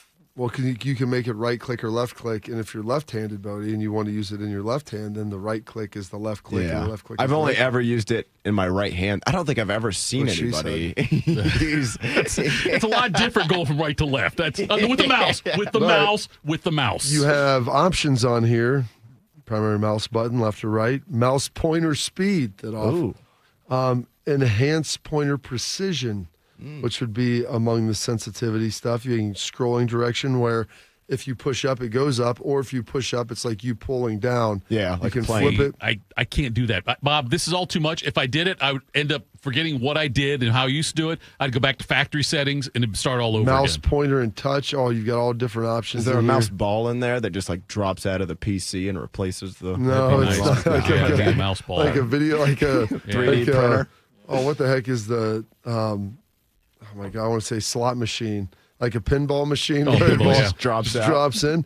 You can even make your mouse pointer larger or smaller. Really? I need to have a larger. I need that right there is what I need. Of course, you need a larger pointer. Those are all options for you. That's got me juiced that it took me less than 30 seconds. And even though I'm on a Mac and not on a Windows, I recognize from my time growing up on PCs of how to find that immediately. And you looked at the bottom of a mouse like you were my dad. Bodie would have done the same thing. I don't believe that. I do believe that. He just said that to make you feel better. I don't know. I definitely didn't know that you could change all that stuff. That's fascinating. So now wait, it's an indictment on me and Bodie both then. Bodie just did it to make you feel better. No, he didn't. I believe Bodie. That should be our fan poll. Did you know you could adjust your mouse sensitivity? Not really our tempo, Tito. I think we should do it. Put it on the Morning Juice page only. Some other things that got me juiced. One of my friends, his son plays at Arlington, had a really devastating injury last week in a game, and he's going to have. He had surgery, long road to recovery, and they asked him, "Hey, can you get some guys, to maybe send him some get well wishes, do a little video for him to kind of help inspire him?" Like, yeah, I think I can do that. And I was over at Ohio State's practice yesterday and hung around afterwards and got some of the guys to do it. And they were awesome, so grateful, so gracious with their time, being able to do that for them. And it really really made his day. And so I was very, very happy about it. That's the stuff that makes me proud to have played at Ohio State. And I tell those guys that the quality of human beings that they are, not just what they do on the field, but the things that they believe, the things they espouse, and just how they treat other humans is really, really special. And so I was very grateful for that. That had me juiced as well. Yeah, it's Thursday night, and so it's first night of the weekend, getting to wrap up the Katrina video, getting ready to dive in on Charlie Sheen's movie. I got about 30 minutes into it last night. How great was it? Did you need a shower afterwards? It hasn't gotten too deep into it yet. That's probably the history of kind of how he got to where it is. Yeah, it started with his dad being an actor. That's how we got into it. Emilio? They talk about him and Meals growing up? Yep. That it gets into a little bit of, small spoiler alert here, if you will. Him and Nicolas Cage. Yeah, they're partying enjoying each other's company. Yeah, so hasn't gotten quite into it yet, but just the building. It's kind of like Jarrett and the boys, the gambler and his boys. And, you got to build to that White House back scene. in Arkansas. I've been chasing that feeling ever since. Absolutely, and so that's got me juiced to start that this weekend. Going down to the Apple Festival in Jackson, Ohio on Saturday. So excited, going to get Going to ride in the parade there with Jerry Lucas on the float that off. Oh, no kidding. Yeah, so excited about that. Should be a good time. They got homecoming this week at Arlington, so excited about that as well. Oh. I don't even know who they play tonight or tomorrow, but I'll have to figure that out. Rice. I don't think they play Rice. Maybe the Little Sisters of the Miami Poor. Dolphins. The Miami Dolphins. There you go. Right there, yes. And then also stumbled across this little nugget with Tom Brady in here. I'll give you a little prepping and a little opportunity. Turn your mouse to get upside this. down. You might be able to find it there. Hey, Porchview Farm says, yes, I use a left-handed mouse. Okay. Bob, I'm worried. Look, I don't know how to download. I want to download a video, like a movie or a book on my phone for the flight, and I don't know how to do that. Go to it, and usually there's a little arrow, or you could just buy the Wi-Fi package on the plane. Then you could. Yeah, too cheap. I need money for Vegas. It's like $7. What are you flying out there? When or where? What? Southwest. Okay, yeah. It's not that much. It'd be good for you. You can make bets on the plane in the airspace. Here's Tom Brady giving some. What does everyone know about Michael Jordan in high school? He was cut from the team. He got cut from the team. So it's like, that's what we grew up with. And now you're right, Greg. We're not hearing that, hey, this kid struggled, or this kid wasn't great, or this kid lost out to this other kid. We as parents should embrace the struggles of our children just like they are. What we really need to do is allow them to overcome their struggles and support them. Absolutely. In my opinion, support them through their journey and whatever they want to do. But we're trying to make champions in life. They can be champions in sports. It's great. And if they make their pro career, it's a long shot. And I would never discourage anyone from trying to approach that because it's amazing. But if they don't make it, that's perfect anyway. They're supposed to be what they're supposed to be. If we think of the great teammates that we played with, Greg, and you were certainly one of them on the teams. You were a captain. You were a leader. You played your ass off every time out. Like, what are the real values of sports that they teach us? If we're out there and we're trying to build a successful business and you're supposed to be a great employee or a great boss or whatever it is, or you want to be an entrepreneur, you better learn to overcome failure and adversity. You better learn to show up with a good, positive, optimistic attitude, or else you're going to be pointing blame at everybody your entire life of why things didn't go right for you. You got to accept the blame. Everybody wants to absolve their children and take away their sacrifices. The hardest thing, or take away their suffering, is the hardest thing as a parent to do. I have to constantly remind my wife of that, of, hey, they got to struggle a little bit. That's what makes them better. But it's hard to watch. But there is a balance with that support, but also the struggle. And my wife was telling me that one of her tennis coaches, they'd come in, kids that have issues, talk about this, and he had a sign that just said EMJGC, and he'd just point to it. And she's like, you know what that stands for? And I'm like, even Michael Jordan got cut? She goes, bingo. Oh, wow. So there you go. You always got to remember that. Jeff, what's got you juiced? Well, my daughter made it back from sixth grade camp. It was third grade camp. She's in sixth grade. That'd be weird. Sixth grade camp yesterday. I just got to hang out with her a little bit. She was gone. I didn't see her much. Yeah, they forgot they had their little deal. They had the camp out there. She had fun with that, and so it was good to spend some time with her. obviously a little bit excited about today, and I'm sure you guys are excited. You won't hear me talk about Vegas much after this until next year when I go again. I want you to document. I want you to take a notebook. I might actually have one for you, and I just want you to pen. I want to know what you're like, what you do on like an hour-by-hour basis in Vegas. I'm really curious. I'm telling you, I got that selfie stick. I'm going to do some video shorts while I'm out there. I don't know if we'll put them on this here Twitter page or not, but send them to Ya Highness. I'll send them to Ya Highness. I'll definitely be talking to him as well. He texted me, by the way, and said to hit him up anytime I need to when I'm in Vegas, as far as giving me some advice on what to bet and whatnot. But I'm looking forward to this time off, and I will wreak havoc on my body. I don't know how live I'll be on Tuesday morning when I get here. We will see about that one. You and Charlie Sheen. You know what? Maybe I should watch. By the way, I went to look for. What was I supposed to watch? Talladega Nights. Yeah. And it's only available for rent right now. So a lot of the things you're going to find are going to be only available so for rent. I don't know. I may have to watch it on the way home instead of the way there. We will see, though. But I will absolutely get it done so as to not let you down and let Bodie down. Folks, we appreciate you tuning in. I would say all week, but you're going to be here tomorrow again when we've got Austin Ward in. We've got our time with AJ Lee Sterling tomorrow as well. All of those things. Thank you to Ya Highness today. Thank you to Albert Breer for joining us as well. We appreciate all that. Bobby, Bodie, I will. I'm sure you guys hate to see me go, but you love to watch me leave. And we will talk to you again soon, folks. Have a great day. Dangers rarely lie out in the open, so no matter where you live, it's important to know harmful pests can hide in and around your home. Here I come! Rodents and cockroaches are drawn to food waste and garbage. I know you're out here. Ticks lurk in tall grasses, and mosquitoes lay eggs in standing water. I can hear you. Rodents, ticks, and mosquitoes can all spread dangerous diseases. I gotcha. Seek the facts you need at pestworld.org. A public service message from the National Pest Management Association. Respiratory syncytial virus, or RSV, is a common seasonal virus, but it can have major implications on a patient's heart health. Most RSV cases involve mild cold-like symptoms, but up to 160,000 adults are hospitalized each year for more serious cases, and RSV can escalate chronic health issues. If you're over the age of 60, talk to your doctor to find out if the new RSV vaccine is right for you, and learn more at heart.org/RSV. My son Ian was diagnosed with a brain tumor at the age of 16 months. The outlook was pretty rough. I mean, it was, we had no hope until St. Jude rescued us. I mean, they saved him. To this date, we are 12 years into this journey, and from day one, we've never once seen a bill. It gave us the peace of mind to know that we're there with our son, and we're gonna beat cancer together. Now, he is doing really, really well. He's alive because of what St. Jude has done. He's here because of the doctors who came before, their blood, their sweat, their tears, the knowledge accumulated and shared, with everyone else around the world. This is how we get rid of this, how we help kids beat cancer all over. It's the future. Together, we will make cures possible for every child everywhere. Learn more at stjude.org. There's danger out there.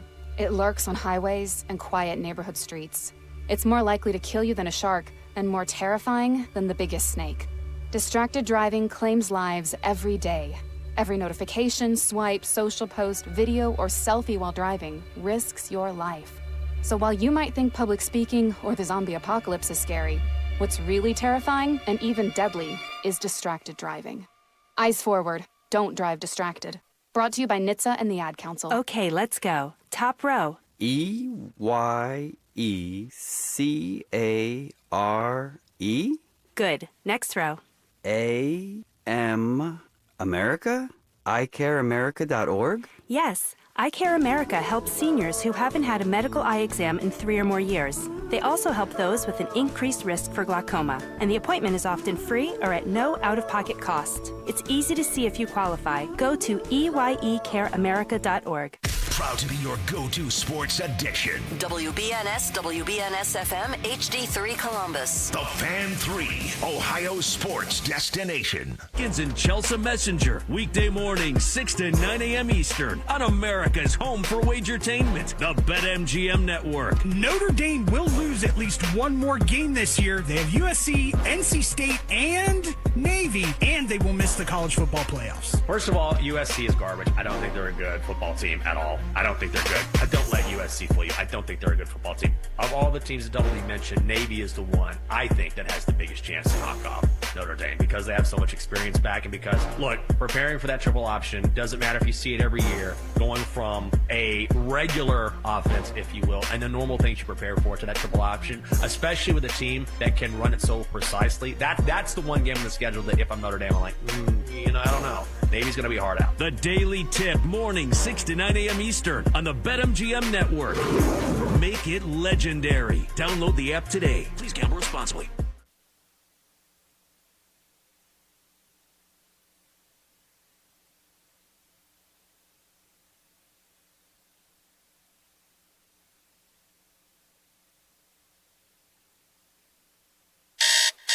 Grab your coffee and wake up with the Daily Tips, Michael Jenkins. I always stay away from the hot team in the offseason. Whenever you see everyone piling on praise, it just feels like a sucker match. Can you dig it, sucker? And Chelsea Messenger. I don't want to lose to somebody dumber than me. Yes. When you're in an office pool with somebody playing fantasy football and it's somebody who just puts it on autograph, like, oh, I don't watch football, whatever. I don't want to lose to those people. For the best wagertainment here on the BetMGM Network. Hey, Dad, don't forget about me, the Dogsters. Sponsored by BetMGM. Make it legend. Wait for it. Dairy. Download the app today. Please gamble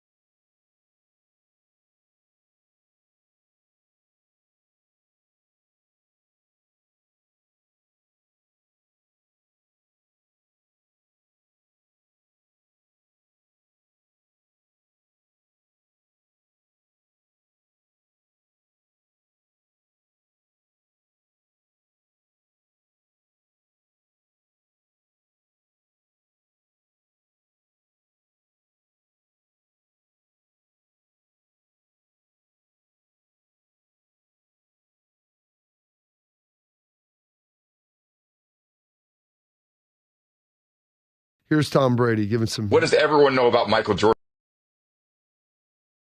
Have a great day.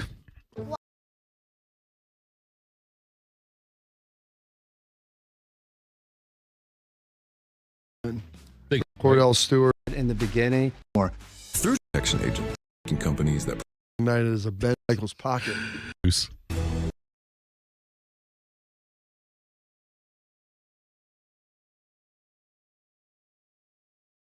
Shield and